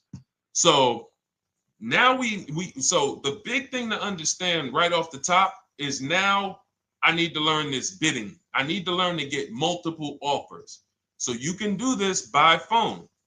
You want to do this by phone, you can call around, but you must give them that information in order for you to compare the deals the right way. Lynette, good to see you. Christina, good to see you. Melvin, good to see you checking in. Rudolph, I see you. Once you actually give them that information, 12,000 miles per year, first month's payment only, due at signing, taxes and fees in the payment, assume tier one. I want the tier one offer. Even if you think I not qualify. Now, if you got a credit score above 670, all your FICO scores, most of you will qualify for most tier one leases. So you want to see, what does this look like as I get my offers? Once you get your offers in this format, you can use the 1% rule as the gauge. The 1% rule is been around for more than 20 years. Everyone who leases and who's savvy, we understood if your lease payment is 1% of the MSRP or less, you stole the car. That includes taxes, that includes fees. You're still in the car. So example, we're looking at a $30,000 car, Hyundai Sonata or a Hyundai Elantra, $30,000 car. When we shop all our offers, if that lease payment is $300 per month, with only $300 due at signing. In other words, I show up, here's $300. Good to see you, GDTV. Thank you for checking in on YouTube. Once I give you that $300, that's my payment for the next 35 months. So that's a very, very low percentage of the car you're paying. It's a 1% rule. Now, in order to get a 1% lease, you need a great lease program, which means the bank has to be supporting the car, rebates, incentives, and then you need the biggest discount, the dealer who's going to give you the biggest discount. Now, one of those we can control. One of them we can't. Which one can't we control? And for those of you who are new here, we don't play around here. But my people who are moving, and again, I'll show you, like a lot of people, we got a lot of people who've been following us, using our processes. They're locked in. They're not casually on a live here. We're not casually here talking. They are locked in. Like, boom, okay, I hear you. They're answering, they're typing, they're not, vacuuming in the kitchen and trying to hear. You can't do. We're talking about your second most expensive purchase of your life. It's going to be, you got to lock in. You got to challenge yourself to block out the distractions while we're on this stream, because this is your money. And if you don't take your money seriously, the car salesman will take your money seriously. Oh, I like that. Praise the Lord. God is good. You don't take your money seriously, the car salesman will take your money seriously. Man. So, all right, now somebody remind me the question I asked. I got so happy about that little catchphrase that I forgot who we were. So I know we were discussing, okay, we're talking about the 1% rule. So now, one of the things we can't control is the bank. We don't know what the lease payment, what the lease program is on a car. So when we shop cars, we are going to now look at multiple offers, and here's what you're going to see. Now, I'm going to show you an example of how we know or how we expose where the dealers are concerning pricing. Now, you can't see this on TikTok, but on YouTube, Instagram, Facebook, you guys can see this. I'm going to tell you guys about it. YouTube just doesn't let us do the same type of stream. But this is a particular Infiniti that we shop for. We have offers ranging, this is a $61,000 vehicle. We have offers ranging from $680 per month, which is a 1.1% lease. So a $61,000 car, $680 per month, that's 1.1%. We divide the monthly payment into the MSRP. Now, we can see here that there are some offers already from dealers that are almost $900, $889 per month. $889 per month, $873 per month. So now when we look and we say, whoa, how can we have two, like we have all these dealers have the exact same car, yet one of them is $200 per month higher than another dealer. Exactly. We call them the 80%. The 80%, even after back and forth, even after, hey, we'll take off some money. All right, we'll drop the payment $50 a month. Their offer is still so high. It's a horrible deal. Now, why would they offer this? And this is consistent. So I don't want y'all thinking, well, the dealers that I walk into, they're different, Deshone. They take off more money. It does not matter what you think. If you don't have the market reports, if you don't know how to get multiple offers so that you can see, we do this all around the country. We have students all around the country in Cars from Home. We have people we shop for. We have over 13,000 books sold now. Like, we have lots of data to prove this. 80% of dealers are going to be overpriced. This is another particular deal on a Toyota, a market report. And you guys can see that the out-the-door prices here, list price, $32,000. Out the door price with taxes and fees, $38,000. That means that dealer is charging all types of fees on top of their price. The $39,000 MSRP. Look at line number 3. $39,000. Out the door price is $41,000. We can see $39,000 out the door includes taxes, includes all the fees. So we can see that these out the door prices in the left, in the right column, are way higher than the MSRP, $35,798. Out the door price is $39,700. But look at the green. Look at the green. This is what we call, we found the dealer at this time who wanted to win the bid. They wanted to win the bid. They needed the car sold. This is a rotation. We don't say to them, wow, they won the bid one time, so they must win the bid all the time. No dealer can win the bid all the time, or they'll be out of business. But in this particular case, at this particular time, for this particular client, this dealer said, we're going to sell this car for that's $35,500, and out the door with taxes and all the fees, $34,994. That is a over $4,000 discount off this vehicle.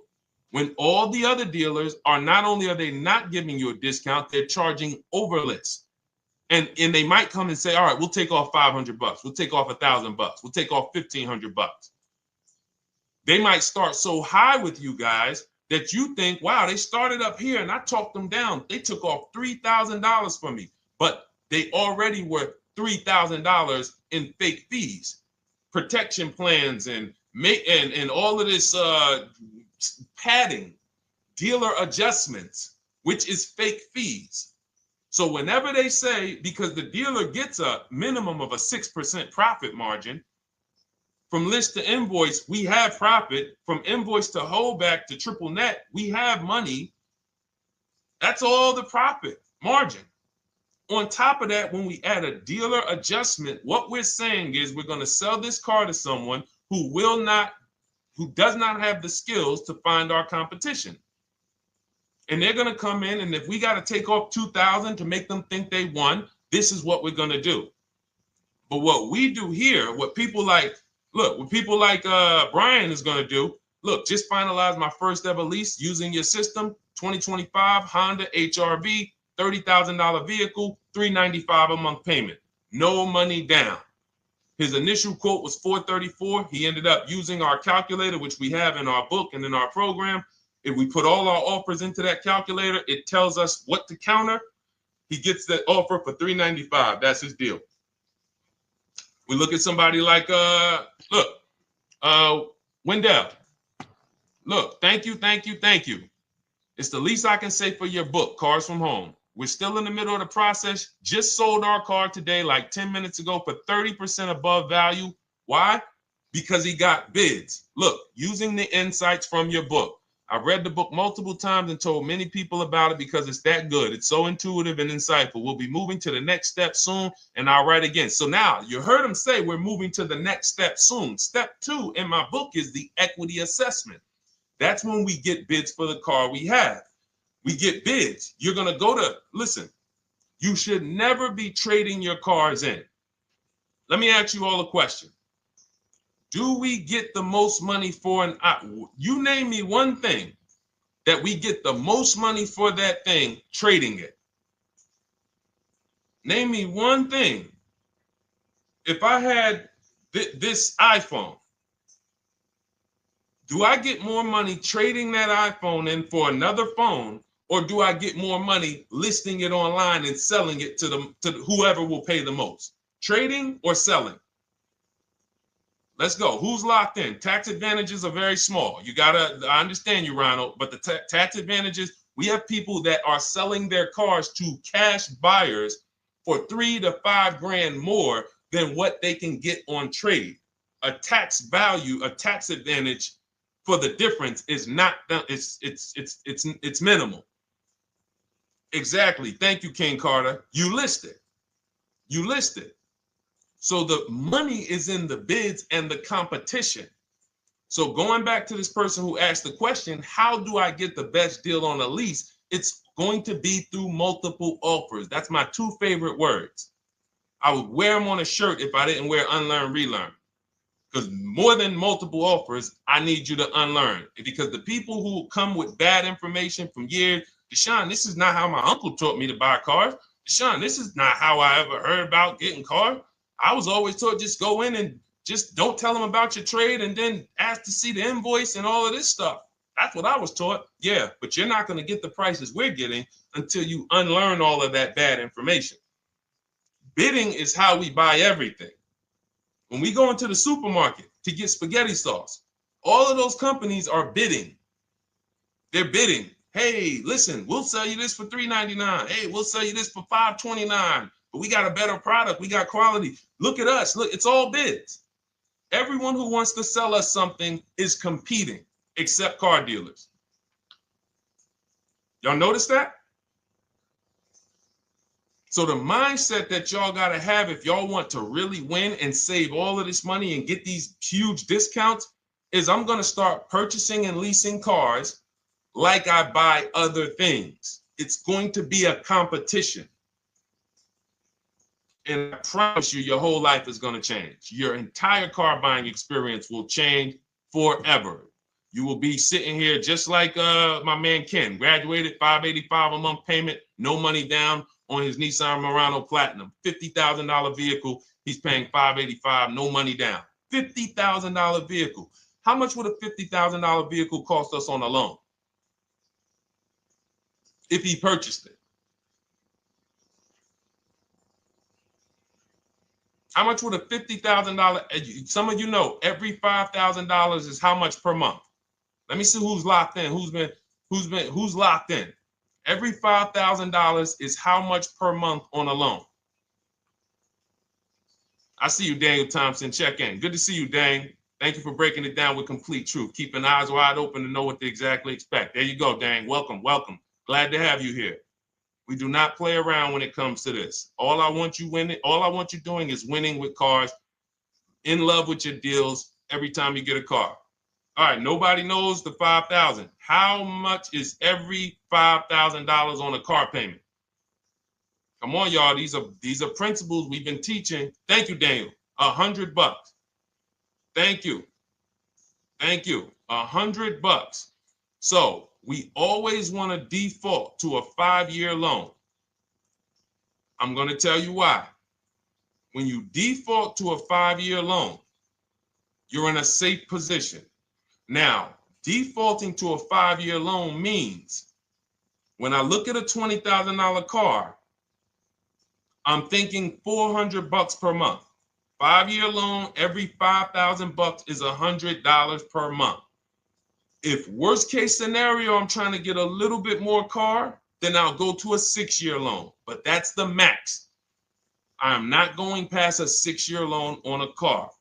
That's like going to a 40-year mortgage on a house. They're available. It's not a good idea. So when we look at these, you say to yourself, wow, a $50,000 car, that should cost him, if he did no, remember, this is a no money down deal. We're just looking at how much money we're putting in these cars.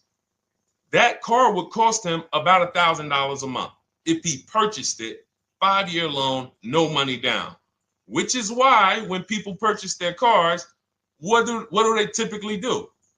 Come up with a ton of money, 10 grand, 15 grand, 20 grand, because they're going to pay into that car to try to lower that payment, because that payment. But some of us who don't have the down payment, we're financing most or all of the car. But here's the thing. I don't want you to feel bad if you're one of those people who's like, Deshone, I really don't be having those down payments of 10 grand, 15 grand, but I want to drive something quality. Exactly, I hear you. Here's the bad part about the people who are putting 15 grand down on their cars, but they're breaking the 8-year rule. This is what we call in Cars from Home and everything I teach, the most important question is how many years are you going to keep this next car? If it's not 8, then we don't purchase those cars, because here's what happens with people who go into their bank account, slap $15,000 down in a car, and don't keep the cars 8 years. And if anybody's willing to be honest, they will confirm this right here on the stream. When they go to replace that car in 3 years or 4 years, they literally have a little bit of equity. Maybe they're just breaking even. They're not getting that 15 grand back. It's gone. It's gone. Anyone who puts 10 grand down on a car and then comes back in 3 years, 4 years, all right, I had the car 4 years, 5, listen, I'm going to switch this thing up. They still have a payment. They are barely breaking even. Meanwhile, their payment was 400 or 500, almost double what it would have been if they leased a car, got a below market lease, and they drove a car, no warranty after 3 years. They're driving an inferior product. So if it sounds like I'm here to destroy people from purchasing who are not keeping their cars long term, that is the goal. Because as long as you are buying cars that you're not keeping 8 years and you buy them, you turn around and you replace them, you are going to continue to spend way more money than people getting below market leases like Ken and like a lot of other people I'm going to show you on the stream. Lots of other people. Look, dealer American Senior Benefits Plan. He's enrolled with us under his company name. Dealer MSRP on this car was $36,300. 2025 Kia Sport X line. MSR boom 561. Monthly payment is $400. Use the system back and forth. Got $400 a month on a 2025 $36,000 car. Once we put our taxes and fees in that would be a $700+ payment. $700 payment. He's paying $400. And y'all wonder why people are losing cars. $300 more per month to drive the same car? It's ridiculous. Imagine somebody like you, when you learn, now you're pulling up. I'm going to tell y'all one more story, and then we'll go into some more questions, because you might not remember what I'm saying. So those of you who have the book, you got this for the rest of your life. But you will remember, hopefully, a story. I'll tell you about my neighbor. So my neighbor finds out that I'm into this car business and that I educate. And he said, hey, Deshone, I was watching some of your videos and I come across this 8-year rule that you teach. And his wife had actually had a Kia Telluride. Popular vehicles, probably been one of the most popular SUVs, that the Palisade, since 2007, 2019. Super popular vehicles. People were charging $5,000 over sticker for them during the pandemic. People were paying it. We were getting them at discounts. Now, his wife totals the truck. She has an accident, totals the truck. She's fine. Truck is totaled. He was financing it. He said, Deshone, I see this 8-year rule thing, man, and I don't keep my cars 8 years. I said, okay. He said, so I'm thinking I should, like, you're saying I should be shopping for a lease on my next one. I said, exactly. I said, make sure you get multiple offers, because if you just walk in and say, hey, work me up a lease, they'll give you the same payment you had on the purchase. And then they'll tell you something ridiculous that they want you to believe, like, hey, the lease is the same price as the purchase, so you might as well just purchase it. And people believe this stuff. Now, I said, you get multiple offers, stay at home. He calls me, he says, Deshone, I got the new version of the Telluride, new. I'm paying $479 a month. He's $497, and then he said, I think he put down like $1,000, bring it down to $479. $497. He was just paying $800. Do you think anyone can tell him anything about leasing? He's pulling up in the same exact truck. In fact, the newer version. He knows he wasn't going to keep the car long term anyway. He's not going to pay it off and then keep the car and have a paid off Kia Telluride for 10 years. That's not what he does. He keeps them 3 years, 5 years, 7 years, and then he replaces them. So why is he paying $800 a month for years, no warranty, when he could be driving brand new ones for $497 a month, problem free? But as I said, some people are determined to pay more. But the people who, once you get this leasing thing, if you're not keeping your cars, it will change your life. Now, again, I got a car I'm purchasing, we're keeping it. Anything you are buying, keeping 8 years, forget about leasing. It shouldn't be a thing. Who keeps their cars more than 8 years? Let us know. You're an 8+ year person, let us know. In fact, I don't even want to ask, who has a car right now that they've had more than 8 years? And then we'll answer. I want to get Kathy's question too. And then let's get some purchase questions. Let's get some used car questions. Let's get some bank financing questions. We do it all here. But one of the most misunderstood subjects is this leasing thing, and it is costing you guys thousands of dollars every year. And you're driving old cars with no warranties, paying high payments on them because somebody told you you should be purchasing cars. I'm here to tell you they owe you money. They owe you money. All right? So who has a car right now that they've had more than 8 years? Let us know. How many years have you had it? And by the way, for those of you who just joined, this is our Tuesday, May 6th live. We are live every Monday through Thursday at 12 noon Eastern time. So for those of you who are here catching us live, that's when we're live. We will rebroadcast this and replay this show throughout the rest of the day for those who could not catch it, or if you had to jump off, go back to work. You're like, oh, I got to go back to work. You can catch it on the replay throughout the day. But we are live Monday through Thursday at 12 noon. So welcome to the people who are here. EJ, driving a lot of miles does not matter. Let me break this down for you. So right now, let's go to somebody who else has a lease. Let's look at, because who's heard with leasing you can't drive too many miles? Who's heard that, right? Type me if you've heard that. Let's go. Type me if you heard that. Come on, where's the locked in people at? I see Kathy, I see EJ, I see DJ Ant Nice, I see XP. All right, I see Mr. Slim. Welcome to the community. I see Rhonda. All right, where are the locked in people? Instagram, where we at? Locked in. All right, dang, I see you. Jamel. All right, perfect. So, Sherry, I see you. Sherry Baker on TikTok. So you've heard, oh, you can't drive a lot of miles with a lease. Let's be clear here. You choose the mileage on your lease. It's not selected for you. In fact, the only time it is selected for you is if you don't realize you choose it. That's the only time they're going to choose your mileage for you. If you go in and you do something like, hey, work me up a lease deal, they're probably going to work you up a 10,000 mile a year lease deal. And they're probably going to say, hey, you need $3,000 down, and this is going to be your payment. And next thing you know, it's a high lease, and it's just terrible. Happens all the time. We tell people how to quote us. First payment due at signing, taxes and fees in the payment. So now let's look at a lease, and let me show you what it would look like. So this is Val Boss Lady. She's in our Shop with Deshone program. Everything that you guys know that we're talking about here, if you're like, hey, I really, really want to go deeper, I want the step-by-step, the blueprint, that's my digital book, Cars from Home, 7 Steps to Saving Time, Money, and Avoiding Dealerships. Normally $97.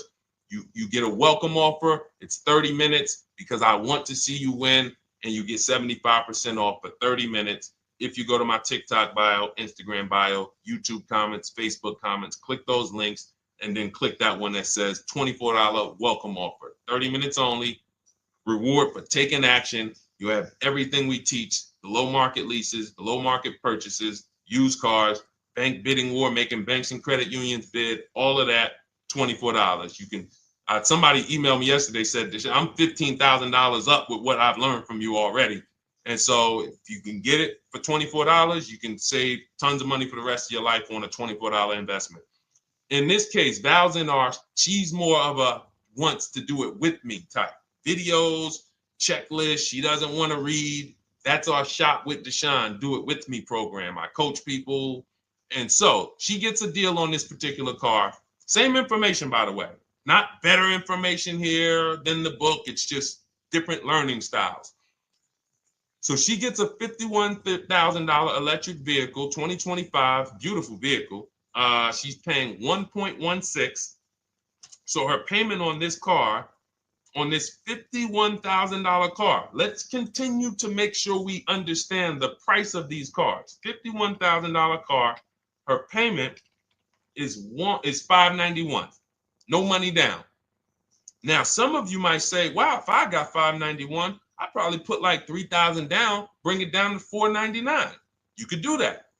That's how we can do. We can do that because she already got an incredible deal. Then we're just determining how we want to structure our payment. And thank you for everybody sending me gifts. I appreciate you. Thank you for all the badges. I don't take it for granted. And thank you for everyone who's hit the like button. Those of you who are double tapping the screen. Every time you hit something on TikTok, you like it, you double tap the screen, you keep running those likes up. We appreciate you. It does matter. It helps spread the word. So let's say Val wanted, she's a high mileage driver like EJ. Let's say, EJ, how many miles per year do you drive? 20,000, 25,000? Let us know. I'm gonna show you why. In my book, I have 2 strategies for high mileage drivers. I'll tell it to you guys right now. How many miles a year do you drive, EJ? 25,000, 20,000? Those are both high. Let us know. Or if anybody, else, because, anybody else who's a high mileage driver, let us know. How many miles? 26. All right. Thank you, EJ. So let's just round that to 25 for now. Let's just round that to 25. So let's say instead of her $591 payment for a $51,000 car, now you could shop for a $30,000 car and you can have a 1% payment. If it was, a similar deal, you'd be paying $300 a month.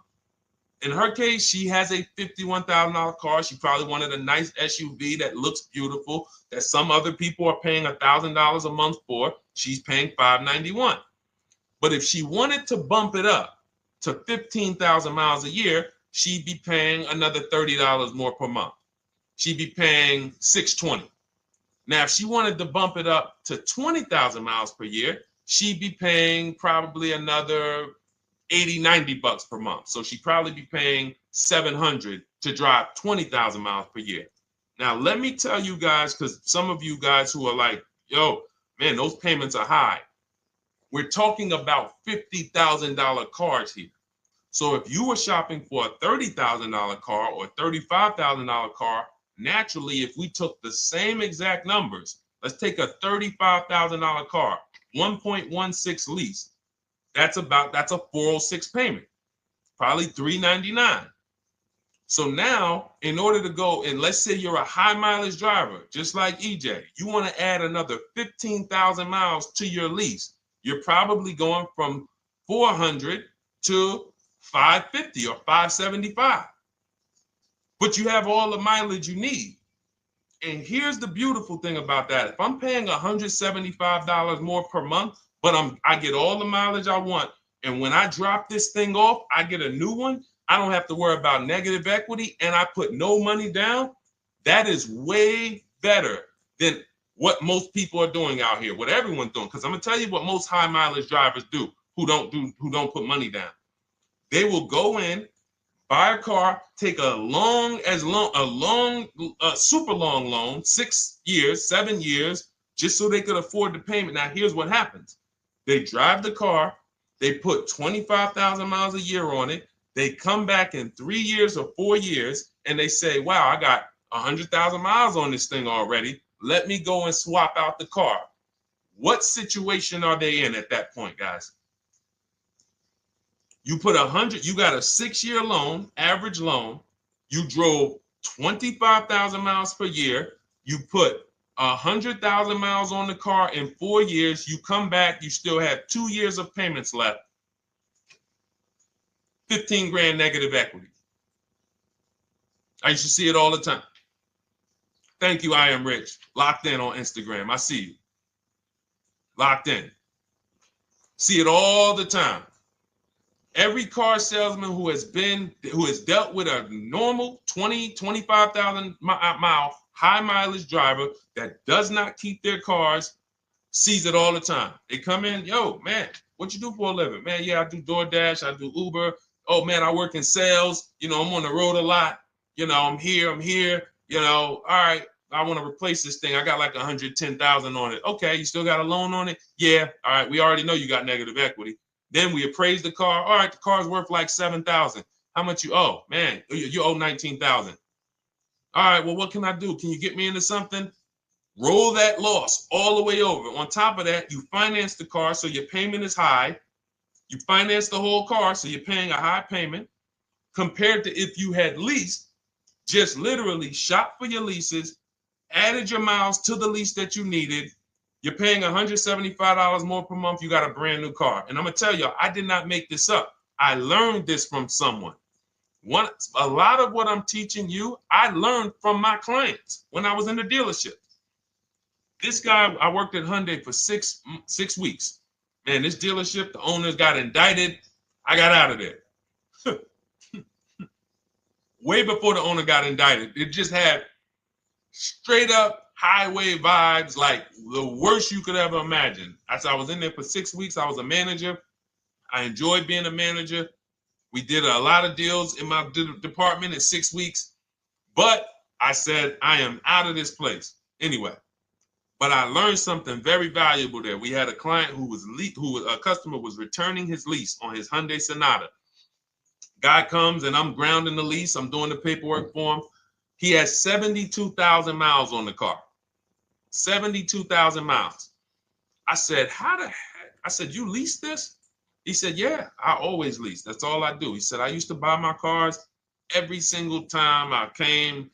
I had to put large down payments, 10 grand, and then I'm still having negative equity when I come to trade it in. I'm having high payments. It's ridiculous. I looked at his payment, and let's say the average payment for a good deal on a Sonata at that time was $300, $325, whatever it was. He was only paying like $550. He was only paying like $150, $175 more per month. He had a 25,000 mile a year lease. And that's what he did. I drive these cars. I'm on the road. Boom, boom, boom. I change my tires. I do my maintenance. 3 years. It's a fixed cost. There's no variable cost. I don't have any surprises. I'm not getting hit with a negative equity bill that I got to transfer, which means when I transfer my negative equity, I get less car on the next transaction. Because if I got to bring over 15 grand of negative equity, that's probably 300 a month that I'm paying for my old car when I get my new car. So if my new car was 400 a month, but my negative equity is another 300 a month, I'm getting less car for my money because now I got to take all those losses and bring them over to my new car. This is high mileage drivers and people who don't understand leasing. That's why you're losing so much money. And when you just flip the switch and realize Deshone is not talking to me emotionally, I am not talking to you about never do this, never do this, like these other people who say this, do this. This is how you buy a car. They never talk numbers. Y'all notice that? You notice that, right? You never hear them talk numbers. It's always never do this, always do this. This is the worst way to do this. This is the most expensive way to do this. This costs you the most money. They never talk numbers, though. That's why everything I do is to show you the numbers. Thousands of transactions since 2006 in the car business, helping people the last 4 years all around the country. This is the numbers that they might not understand. So if you're not keeping your car 8 years, it does not matter if you drive 20,000 miles a year, 25,000. You should be looking at a high mileage lease. Or my second strategy for high mileage drivers is this, because some of you want a nice car. This is for my people who you're like, man, Deshone, I'm on the road. I got my car that I do my work in. I kind of, slep it around. I don't really want to lease something and then put, that wear on it. I got stuff. I'm throwing bags in the back, whatever it may be. There's a strategy we created called 2 cars, 1 payment. And what will happen is your first car will be a purchase. And if you have an existing car, you're going to keep that. So let's say you have a car now, you're driving a lot of miles, you're doing your 25,000 miles a year. You pay that car off. You keep that car, and then you go and you lease you something nice, regular mileage. So you might get a 12,000 mile a year lease, and then you drive 12,000 in your mileage car, 12,000 on your nice car. Because some people are like, I want a car that I could, when I need to go somewhere nice, this is what I want to drive. When I'm with my family, this is what I want to drive. But when I go to work 5 days a week, I'm going to drive my mileage car, 3 or 4 of those days, and then I'll take the lease maybe 1 of those days, and I'm splitting the mileage. You still have 1 payment.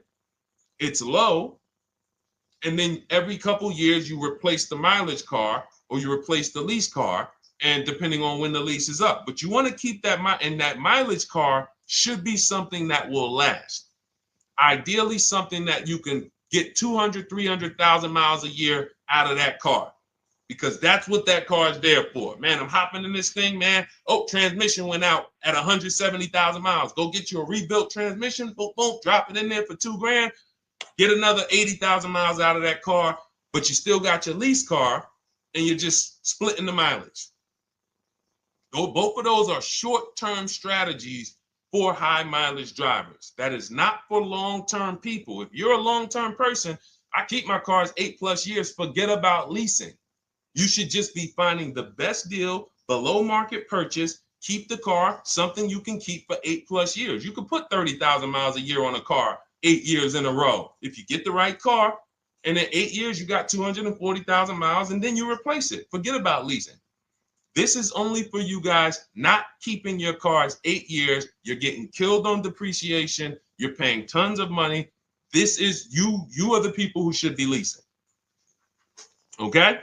So everything we're talking about this is the Cars from Home system. We teach this. I'm not freestyling this. This is in my book, digital book, Cars from Home, 7 Steps to Saving Time, Money, and Avoiding Dealerships. We have two strategies for high mileage short-term drivers, 1 strategy for high mileage long-term drivers. And so if you want your copy, you can get it for 75% off. That's our welcome offer to you. As a 30 minutes. Welcome. Thanks for being here. I want to reward you. If you want everything we teach in a step-by-step way, go grab your digital copy. It's in my TikTok bio. It's in my Instagram bio. Click those links. We also got a link in the YouTube comments and the Facebook comments. Grab your copy and make sure as soon as you purchase, screenshot the thank you page. You're going to see thank you for your purchase. screenshot this page because it has my support team's email on there. And then there's a link for you to open the book right there. You can save it right to your computer or right to your phone. Okay, but and we also have a special for those of you who are like Deshone. What about that, video checklist and coaching program? That's lifetime access to my video checklist. You're like, maybe Deshone, I don't really read. I like step-by-step videos. And also, I want to be in your Facebook group. We have 1,600 people before you that are in that group, 2,300 people that are shopping with us that have a lifetime access to our video checklist. We have a $200 special for that welcome offer. And so I'm always about rewarding people for taking action with a special offer. It's limited time though, and so get in where you fit in. All right, let's keep it going. Thank you, Corey. Said amazing knowledge. Thank you. And I'm glad I saw somebody said that's a great idea with the 2 cars. Thank you. It's a great idea. All right. You've convinced me to lease my next vehicle. Awesome. Awesome. Does your service shop for lease terms on the car? Absolutely. If you qualify for done for you, that means you just want to relax. That means we only shop for new cars and leases for people, new purchases and leases. And you have to have a FICO score over 670. But yes, here is a market report that we prepared for a client. Let me put on do not disturb. Here's a market report we prepared for a client. Okay, so I showed you that that's an affinity. We didn't even finish that. We had just started for this client. But this is, do I have one here? No. Do I have a lease market report here? Yeah, right here. So that's an example of what a Kia, this is a particular Kia lease where their best offer was a 1.27 offer. Now, here's how you know you found the bottom of the market. And again, whether you're using the book or whether you're calling around, again, you can call around to do this. The key is not going into dealerships. You cannot do this going in. Once you get your offers, you know you found the bottom when your best offer is between $150 to $200 less per month than your worst offer. And if you're purchasing, you should see a spread of between $3,000 and $5,000 minimum between your best offer and your worst offer. That's when you know you've shopped correctly. Because until you find the 80% dealers, you have not shopped correctly. If you're like Deshone, these prices still seem close. You have not found, you're talking to the 80%. You haven't found the 20% yet. Because the 20% is going to be that $3,000 to $5,000 less than the 80%. That is just the numbers. That's the way it works. So yes, so when some cars you're going to see that the lease program won't allow for a 1.1% lease. The best offer, like we've shopped Hyundai Palisades for years, and I got my dad one back in November, and his best offer is like around 1.3, 1.28. That's the best I've ever seen on a Palisade. I've never seen a 1.1 on a Palisade. I've had people in our Charles, some of you know, I posted pictures of him when he got his Palisade last year. We clear out the old pictures because we got a bunch of new people with 2025. So we're not going to sit here and talk about 2024s anymore. We got Ken, we got Melissa, we got Sheree, we got a bunch of new people, just Ralph. We're not going to, but I do remember posting Charles who got his Palisade and he's like, he shopped, used the system, got his multiple offers. Best deal was 1.3. So that's where it comes in at because of the lease program. That dealer is already taken off to win the bid, probably taking off $5-6 grand. But if they don't have more rebates and more incentives and a better, then it's not going to lead to a 1% lease. So the 1% leases come from major incentives. Maybe sometimes they have too many of the vehicles. They want to move them. Lots of bank support. But what I tell you is you should be looking for between 1.25 and 1.5. That's how you should budget for a lease, between 1.25 and 1.5. That's a great deal. And if it has a really aggressive lease program, once you get your bids, you're going to see it fall under the 1.25. You see it fall into 1.1, 1.2. but we don't know what the lease program will be until after we shop for that vehicle. Okay? So yes, absolutely. It's an empowering way to shop. It's also fun because you can see, man, I'm not begging anymore. Like these people are like, please do business with me. Please do business with me. And then you start to feel bad for everybody who's still in those dealerships doing it the old way because they're talking to the 80%. There's no way they can win. They don't even know there is an 80% to realize that's who they're talking to. So when the dealer says, all right, I'll take off $4,000, they're like, wow, I won. Man, the dealer took off $4,000. But if they saw the whole market, they would understand that that dealer actually is overpriced by $7,000, $10,000. So taking off the $4,000 means nothing.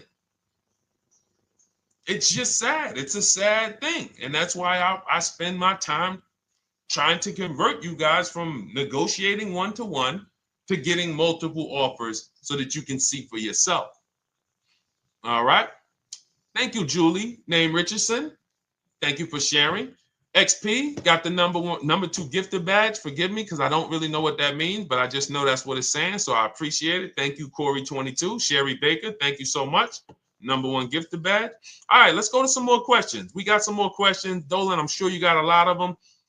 And what I'm going to do for the rest of the broadcast is just try to do rapid fire questions and answers. Okay. And if you guys want me to go deeper on any particular subject, then just feel free to say, hey, could you go deeper on that?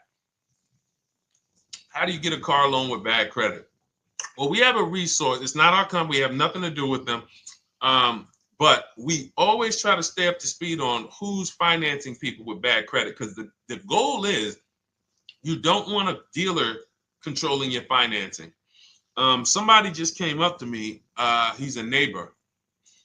He's like, aren't you in the car business? I said, well, yes and no. He's like, well, listen, I got a connected Acura. Anybody you send me, they get anybody approved, I'll give you $1,000. I said, okay, cool. Thanks for the information. For them to give me $1,000 just for sending the customer, and he's also a middleman, he's not a salesman, how much money are they making on the customers?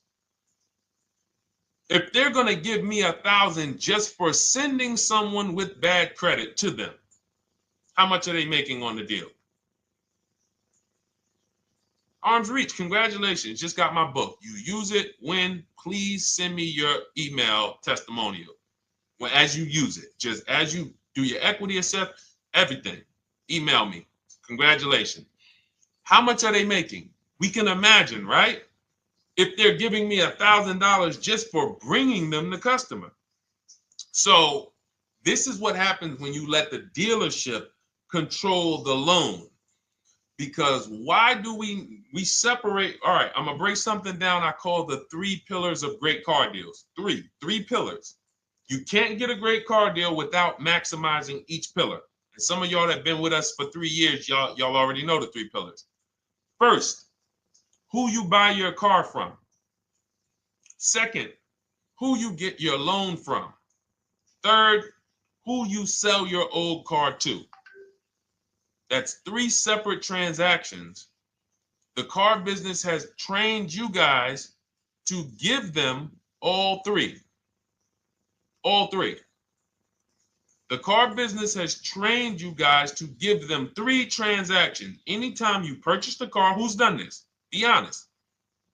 Purchased the car from a dealership, sold them your old car, in which case you call it a trade, and they got you your loan. Who's done this? 3 transactions in one. Why do we know these are 3 transactions? One, there's competition. People want to buy your car. It's okay, Corey. That's that. Thank you for being honest. That's how we change. The reason why we know that these are 3 transactions because there's people who want to compete in every one of them. There are people who want to buy your car. That's why step 2 in our book, we never trade. We get offers from CarMax, Driveway, Carvana, AutoNation, Car Gurus, Kelly's Blue Book Instant Cash Offer. It's a bid. We just had someone sell their lease. Miss Hickman, she sold her lease, made $4,700 selling her lease. CarMax won the bid. Drove the car for 3 years, had equity. She dropped her lease off. They gave her $4,700. Won the bid. That's one pillar. Second, who I'm going to get my loan from if I'm getting a loan. Those of you who are paying cash or leasing, this is not a pillar. But we need to bid out our loan. We had a great talk yesterday on our show yesterday where I asked, who do you guys get your loans from? Most people said the bank, the credit union, the dealership. One person said the right answer, whoever gives me the best APR. That's the right answer. And then we have who we buy our car from. There's banks and credit unions that want to compete for our loan. There's multiple dealers who want to compete to sell us a car. So we can't get a great deal until we have bid out each pillar. And that's why when we have bad credit, if we let the dealer now control, this dealer has a car. We didn't bid out that car to find out, is it a great price? Now they're also giving me the loan and they're charging me 25%. We didn't bid that out to see, is that the best loan I could get, even with my bad credit? Is that the best loan I can get? So the key, what you want to do first, if you have bad credit, is I'm online looking for anyone who will finance me with bad credit separate from the dealer. I'm not going to Carvana.com and saying, hey, you can get a car with us you can get a loan with us as long as you buy a car from us. You're mixing the transactions. You're taking away my ability to get bids. I'm finding someone you should check out. There's a resource. Oh my goodness, what's the name of the company? It's in my book, but I want to give it to you. Goodness, it's slipping my mind right now. Send me an email or a DM, because here's the thing. If you use just that part and get the loan funded, but you don't know how to bid out everything else and structure your transactions, and are you keeping the car 8 years? Because if you're not keeping the car 8 years and you're like, Deshone, I hear you talking about leasing. I'm not keeping my car 8 years, but my credit's not good. The only purpose, if you telling me that I could be driving brand new cars for cents on the dollar, but I don't qualify right now, this car that I'm going to get is to set me up. So I'm not going to get a $30,000 car. I'm going to get me a $12,000 car, $10,000 car, the cheapest car I can get a loan on, so I can establish a payment history. And once I establish a 2-year payment history, yeah, I'm going to drive a car less than what I could drive. I got the money. I could afford more than this. But you're not setting yourself up for the right transaction. You should be setting yourself up and saying, all right, I'm going to sacrifice with this car, drive something that I know this is not my ideal car, but I'm going to build 2 years of payment history. So when I go and I swap into my lease in 2 years, I'm out with a brand new car. I'm paying cents on the dollar, and I won. But it was a plan. It was a long-term plan. This is the second most expensive purchase of your life. You can win every single time, or you can lose and set yourself and your family back 5 to 10 grand each car or more. Every time you get a car, it's 5 to 10 grand more you're coming out of your family's bank account than what could have. Then you got the car breaking down. Now you got tow trucks, all because you don't have an actual plan you're rolling out. And that's what I see a lot of people do with bad credit. Oh man, I got bad credit. I'm just going to go and get me something. I could afford $600 a month. And they go and buy the most expensive car. But because 25% interest is on the loan, they're not getting the most car for their money. Now, 3 years down the road, they're going to pay the high payment, still have negative equity because the interest is so high, and then they go and swap and do it again. And because the payment's so high and the car is older, because they want something fancy, but they really can't get that because, again, the interest is high. That's eating into their budget. Now they're going 3 years down the road. They missed 3 payments. They were late 3 times, so they're no closer to leasing. Credit's still bad. This is disaster. So if you're a long-term person, I break it down for you guys into two groups of people: long-term, short-term. Long-term high mileage driver, short-term high mileage driver, different plan. Long-term bad credit person, short-term bad credit person, different plan. If I'm a long-term person with bad credit, here's what I'm doing: finding the absolute best car I could find, getting bids, either new cars or used cars. We got the strategies for both. You can use the marketplaces, cars.com, Car Auto Trader. We got a whole strategy for how we find used cars, but you find that car, you pay your loan of 20%, 19%, 18%, if that's the best you can get. Because here's what you're going to do. In 2 years, you're not swapping into a lease. In 2 years, you've established a payment history, you fixed your credit, and now what are we going to do? You got a quality car. You're not thinking about trading it. You're not thinking about replacing it. You're like, man, this is my car. It's a great car. I'm just paying daggone 20% interest. What do I do now after 2 years? Now that my credit is good because I got a quality car, dependable car, I'm focused on fixing my credit over 2 years. What am I going to do after 2 years? Anybody?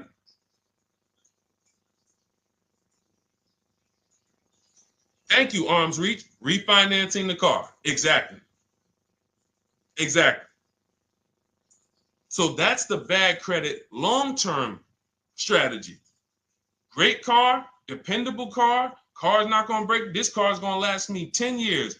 Right now, when I bought it, 20% interest rate. That was where my credit was. But I worked on my credit.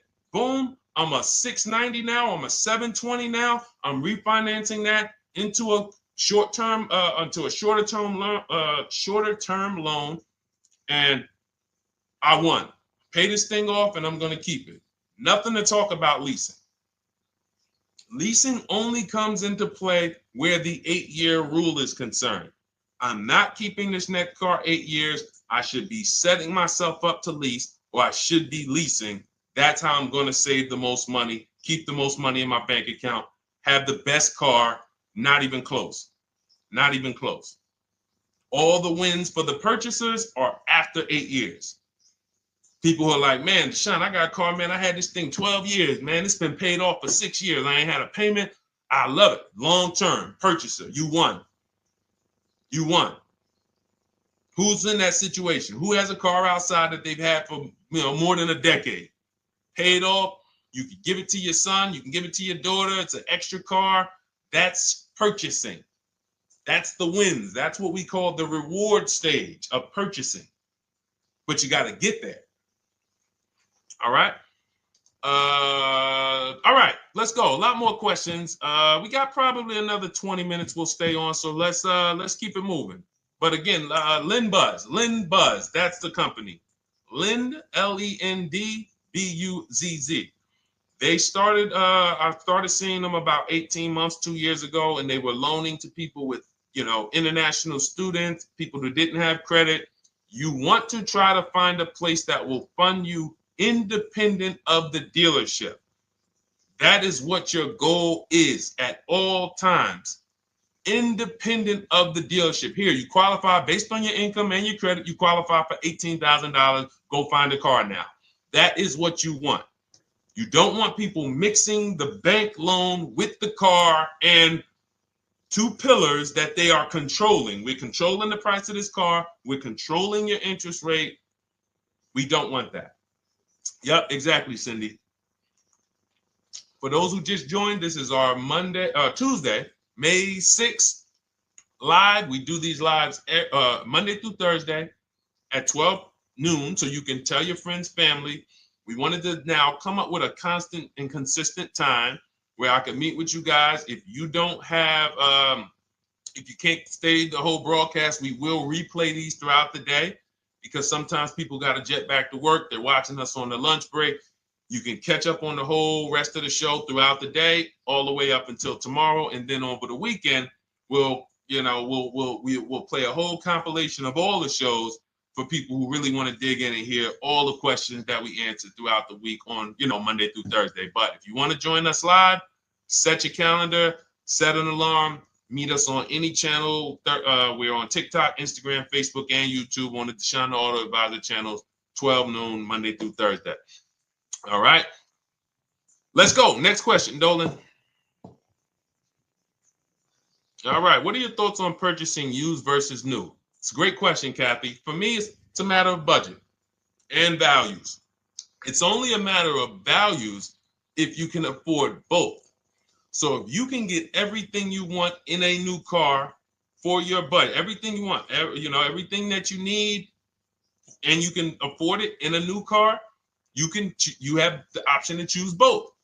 So it becomes a matter of values. In my book, I teach, are you a person who's like, I want to reward myself. I only get a new car every decade. I'm going to keep this thing 10 years. I want the latest and greatest. Therefore, I'm going to shop and get the best offer, get me a below market purchase. Because y'all notice I always put in a caveat of a below market purchase, below market lease. That's all we're talking about here with Cars from Home. That's all we're talking about. You need to, every purchase you make or lease you get, you want it to be a below market lease or purchase. So now, if I could afford both, is it I'm going to reward myself with a new vehicle, or do I have these other values where I actually want to knock 20 to 30 to 40% off the price to get even more for my money? So that's really up to you if you can afford both. There's no right or wrong there.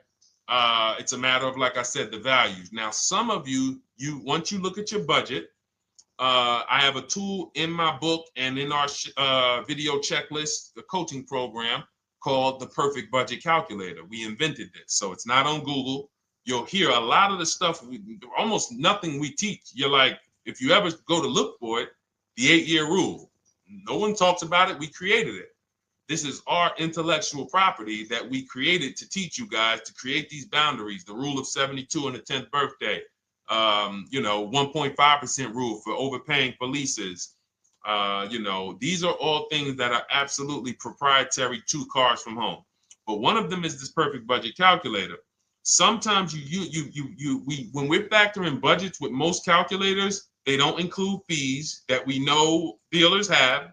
And I'm talking about legitimate fees, tax, documentation fee, motor vehicles. So we're putting our budgets together, but we always get caught out there. Who's had that happen? You got it all figured out. You get to the dealership, you bought the car, and they're like, well, what are you going to do with the fees? Because you got $3,000 in taxes and fees. And you're like, whoa, where'd that come from? Sometimes they're lying and sometimes it's legit. But none of these calculators factor in the fees and everything like that. So we created this Perfect Budget Calculator that does. But here's the thing. Once you find out what your budget is, even if you're budgeting with a normal calculator, just add a couple thousand to account for the taxes and the fees. But you might see, I can't get everything I want in a new car for this budget. Everything I need, I can't get for this $24,000, in which case I need to go and look for a pre-owned one. So that's why I said, in reference to your question, Kathy, what are my thoughts on purchasing used versus new? It's a matter of values and budget. Budget first, because budget will determine if you can afford both and get what you want. But if you can afford both and get what you want, then it's a matter of values. Okay? So again, everything we're going over is in my new digital book. It's called Cars from Home, 7 Steps to Saving Time, Money, and Avoiding Dealerships. It's 5-star rated. Thank you to everybody who has taken the time to rate it and review it on Goodreads.com. It means a lot. And we can't continue to get this information out without you guys. So we appreciate you. And you can get your copy instead of $97, you can get your copy for $24 as part of our welcome offer. So that's 75% off. If you go to my link in my TikTok bio, Instagram bio, the YouTube comments, and the Facebook comments, we have a link there for you guys. And you can grab it. It's a digital book, so you don't even have to wait. It'll be in your inbox by the time you jump off the stream. But make sure when you get it, you screenshot that thank you page, because it has my support team's email. Sometimes you may be rushing, you're trying to get back to the stream and you type your email in wrong. Also, as soon as you purchase, the link to open the book is right there. So it'll say open the book below. You can save it to your computer. but I would rather you get it for $24 than $97. Although we've sold a lot at $97 because people feel it's worth every dime. You're going to save thousands and thousands of dollars for the rest of your life using what's in the book. Your first transaction, you probably save $4,000 to $6,000 to $8,000 depending on the car. So $97 is great, but $24 is even better. All right. And for those of you who have a different learning style, you'll see in there, shop with Deshone. You're more of a do it with you person. Do it with me, Deshone. Okay. We have lifetime access to shop with Deshone, and I coach you personally for 6 months. So we jump on Zoom calls twice a month. And some of you who may qualify for done for you, just do it for me. If you qualify for that, we have a welcome special for that too of $300 off. So get in where you fit. And those of you who are new or you're like, Deshone, I like what you're talking about, but I still don't trust you. You can start with our free cheat sheets. So just start somewhere so that you can start to reinvent how you're car shopping. Magley, how are you? Oh man, of course I remember you. Following for years. You actually were following me from the time God blew me up on TikTok. That was 2021. So I absolutely remember you and I appreciate you. And yes, it's so good to see you. Absolutely. Absolutely good to see you. All right, Dolan, we got a couple more questions. We got time for a couple more. Let's try to go as fast as possible. The discount for the book is not working. It says time ran out. It's 30 minutes. I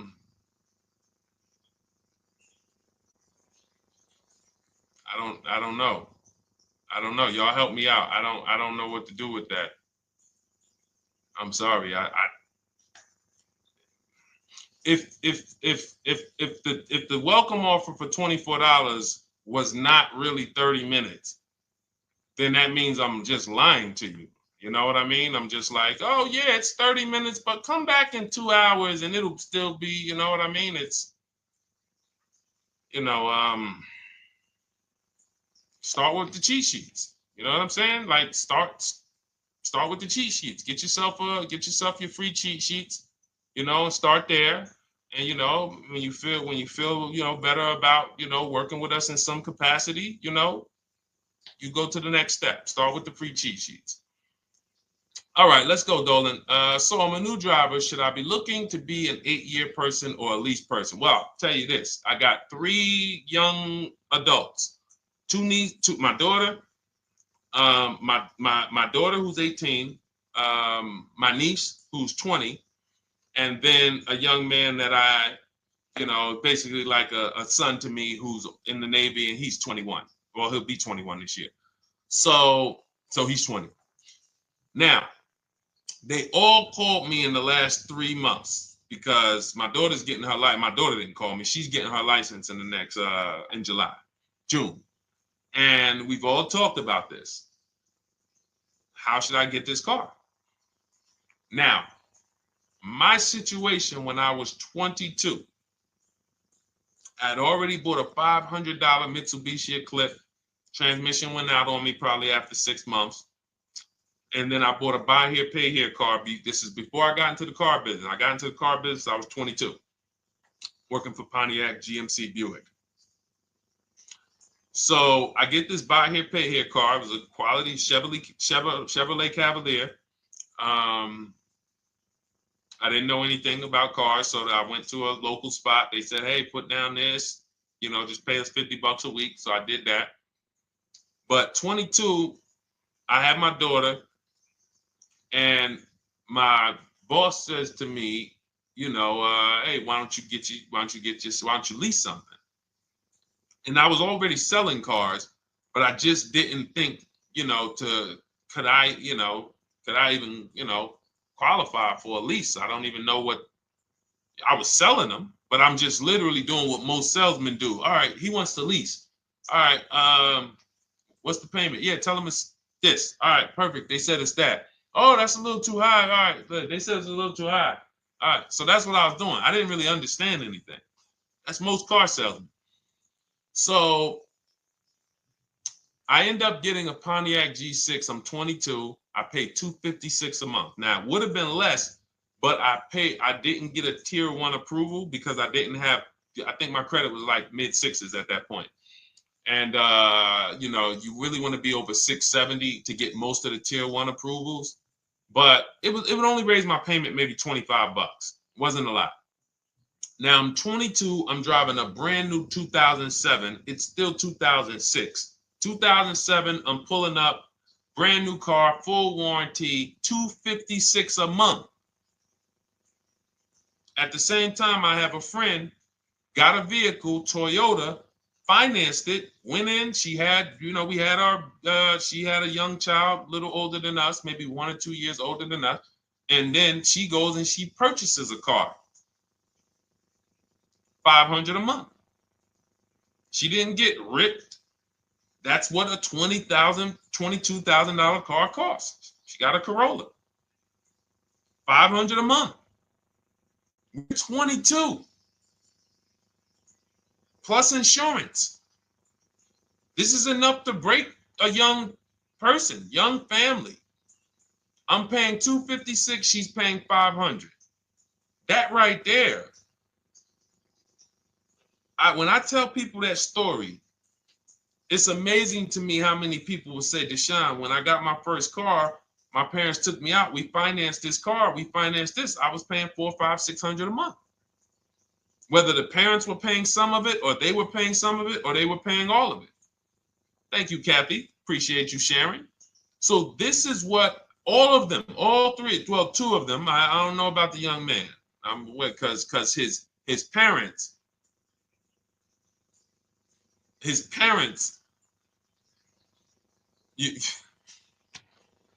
I'm not going to override your parents. And if your parents tell you that they think you should buy a used car or buy a good, then okay. But I'm just telling you, when you see my daughter and you see my niece pull up in brand new cars and they have low payments and they don't have to worry about getting stranded on the road, hey, call the tow truck. Do we still have a warranty on this thing? So I would be telling, again, 8-year rule. Because if I've had young people in their early 20s who are like, I'm not even into cars. Like, I'm going to buy this and I'm going to keep this car. Like, I'll keep it 8, 10 years. I don't. And I've had some people who they know when they get a better job, when they move to this, they're going to start a family. They're probably not going to keep the car 8 years. So it still goes back to the 8-year rule. Always. Always. Most young people, most people should be leasing their cars. That's how I did very well throughout my 20s. Praise the Lord, because I did not have high car payments. I didn't have cars breaking down on me where I had to be like, oh man, couldn't get to work today. Not many 20-year-olds, 23-year-olds are keeping cars 8 years. So when you're putting them in used cars, you're really setting them up for failure in a lot of cases, compared to if they were just leasing, getting look, because some people be like, wow, are $300 car payments still out there? Oh yeah, they're still out there. Just you just are shopping for the right car. I know India had her look, Rosalie, she's in our Done With You video checklist and coaching program, like Cars from Home. She's, you know, this is our Facebook group she's commenting from. 3 vehicles she got, all for her sons, all of them. A Nissan Rogue, $399 a month. That's a $36,600 car. She got a Mazda CX-30. That's a $28,200 car. Payments $339 a month. $339 a month. And then she got a Mazda CX-50 for her other son, $40,000. On top, we haven't even talked about the equity and leases and selling leases and, you know, really maximizing the equity, because she said she got $6,700 selling 2 of the old leases. $6,700. Drove the cars for 3 years, had equity, bid it out, sold 2 of them, $6,700. You're probably like, Deshone, I didn't even know you could sell a lease. My question is, how much has that cost you? So when you're looking at investing in anything we're doing, be it my book, be it Shop with Deshone, our video checklist and coaching, be it our Done For You program. One thing that we do covers everything. Your first deal, if you're moving, you're gonna be like, shoot, I got everything I just invested back times 10. That's what we hold ourselves accountable to. Just her equity alone, she made $6,700 selling 2 cars. Didn't even know I could sell leases, and I just put $6,700 in my pocket selling 2 leases. Whoa. So $300 payments. Those would be perfect cars for young people. $339, that's with no money down. Imagine if she wanted to put another $2,500 down, bring the payment down to, $275. This is the way to be moving. And those of you who are getting this, are you getting this? If you're getting this, type some dollar signs. Who's getting this? Who's getting this? Type dollar signs in the chat. Who's getting it? Let's go. Who's locked in? All right. I see you, Mario. I see you, Dane. I see you, Terry Carter. I see you. Who's getting this? Who else is getting it? Who else is locked in?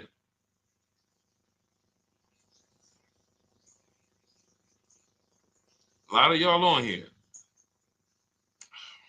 Listen. I see you, DJ and Nice. I see you, Arms Reach. And I can tell the people that's locked in because they be like, all right, Deshone, you said you're here for 90 minutes. I know we got about 3 minutes left. I mean, I'm hanging for this whole thing. I don't want to miss anything.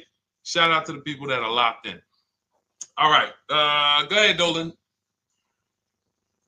Should the out-the-door price include your trade? First of all, that's a curse word. All right, we're going to go back to that because I got out of saying that for a while. We do not trade cars. So you probably just popped in maybe about 30 minutes ago on the stream. We were talking about the 3 pillars of great car deals: who you buy your car from, who you sell your car to, who you get your loan from. You in order to get a great deal, a below market deal, you must get a great deal from each one, which means you bid out each one. I bid out, got multiple offers for who I was going to buy my car from. I got multiple offers for who I was going to get my loan from. I got multiple offers for who I was going to sell my car to. I bid out everything, therefore I got my great deal. If you bid out this, but you don't bid out this, and somebody you get an interest rate of 7.1 when you could have got an interest rate of 5.2, you lost $2,000. Depending on the cost of your loan, how much you're financing, you lost $2,000. Yeah, you did a bid on who you bought the car from, or you didn't bid out your trade, therefore you didn't find the highest bidder. You traded your car for 14. Another bidder would have paid you 18. You lost $4,000. So you got to bid out everything. That's why we do not trade. The only people that have to trade are people with a lot of negative equity who can't pay off the difference. And that's why I am the reason for negative equity is not understanding leasing. You buy your cars, take out loans, switch the car. Negative equity. It's literally the reason for negative equity is I should have leased, but I didn't. Now I have negative equity because I'm replacing this car with a loan still on it. So out the door price will not include your other car. And if I was trading a car, then yes, the out the door price would include the trade. But because we do not trade cars, our out the door prices don't include the trade. Let me show you an example of what our out the door prices look like. So these are some spreadsheets for our Done For You program where we shop for clients.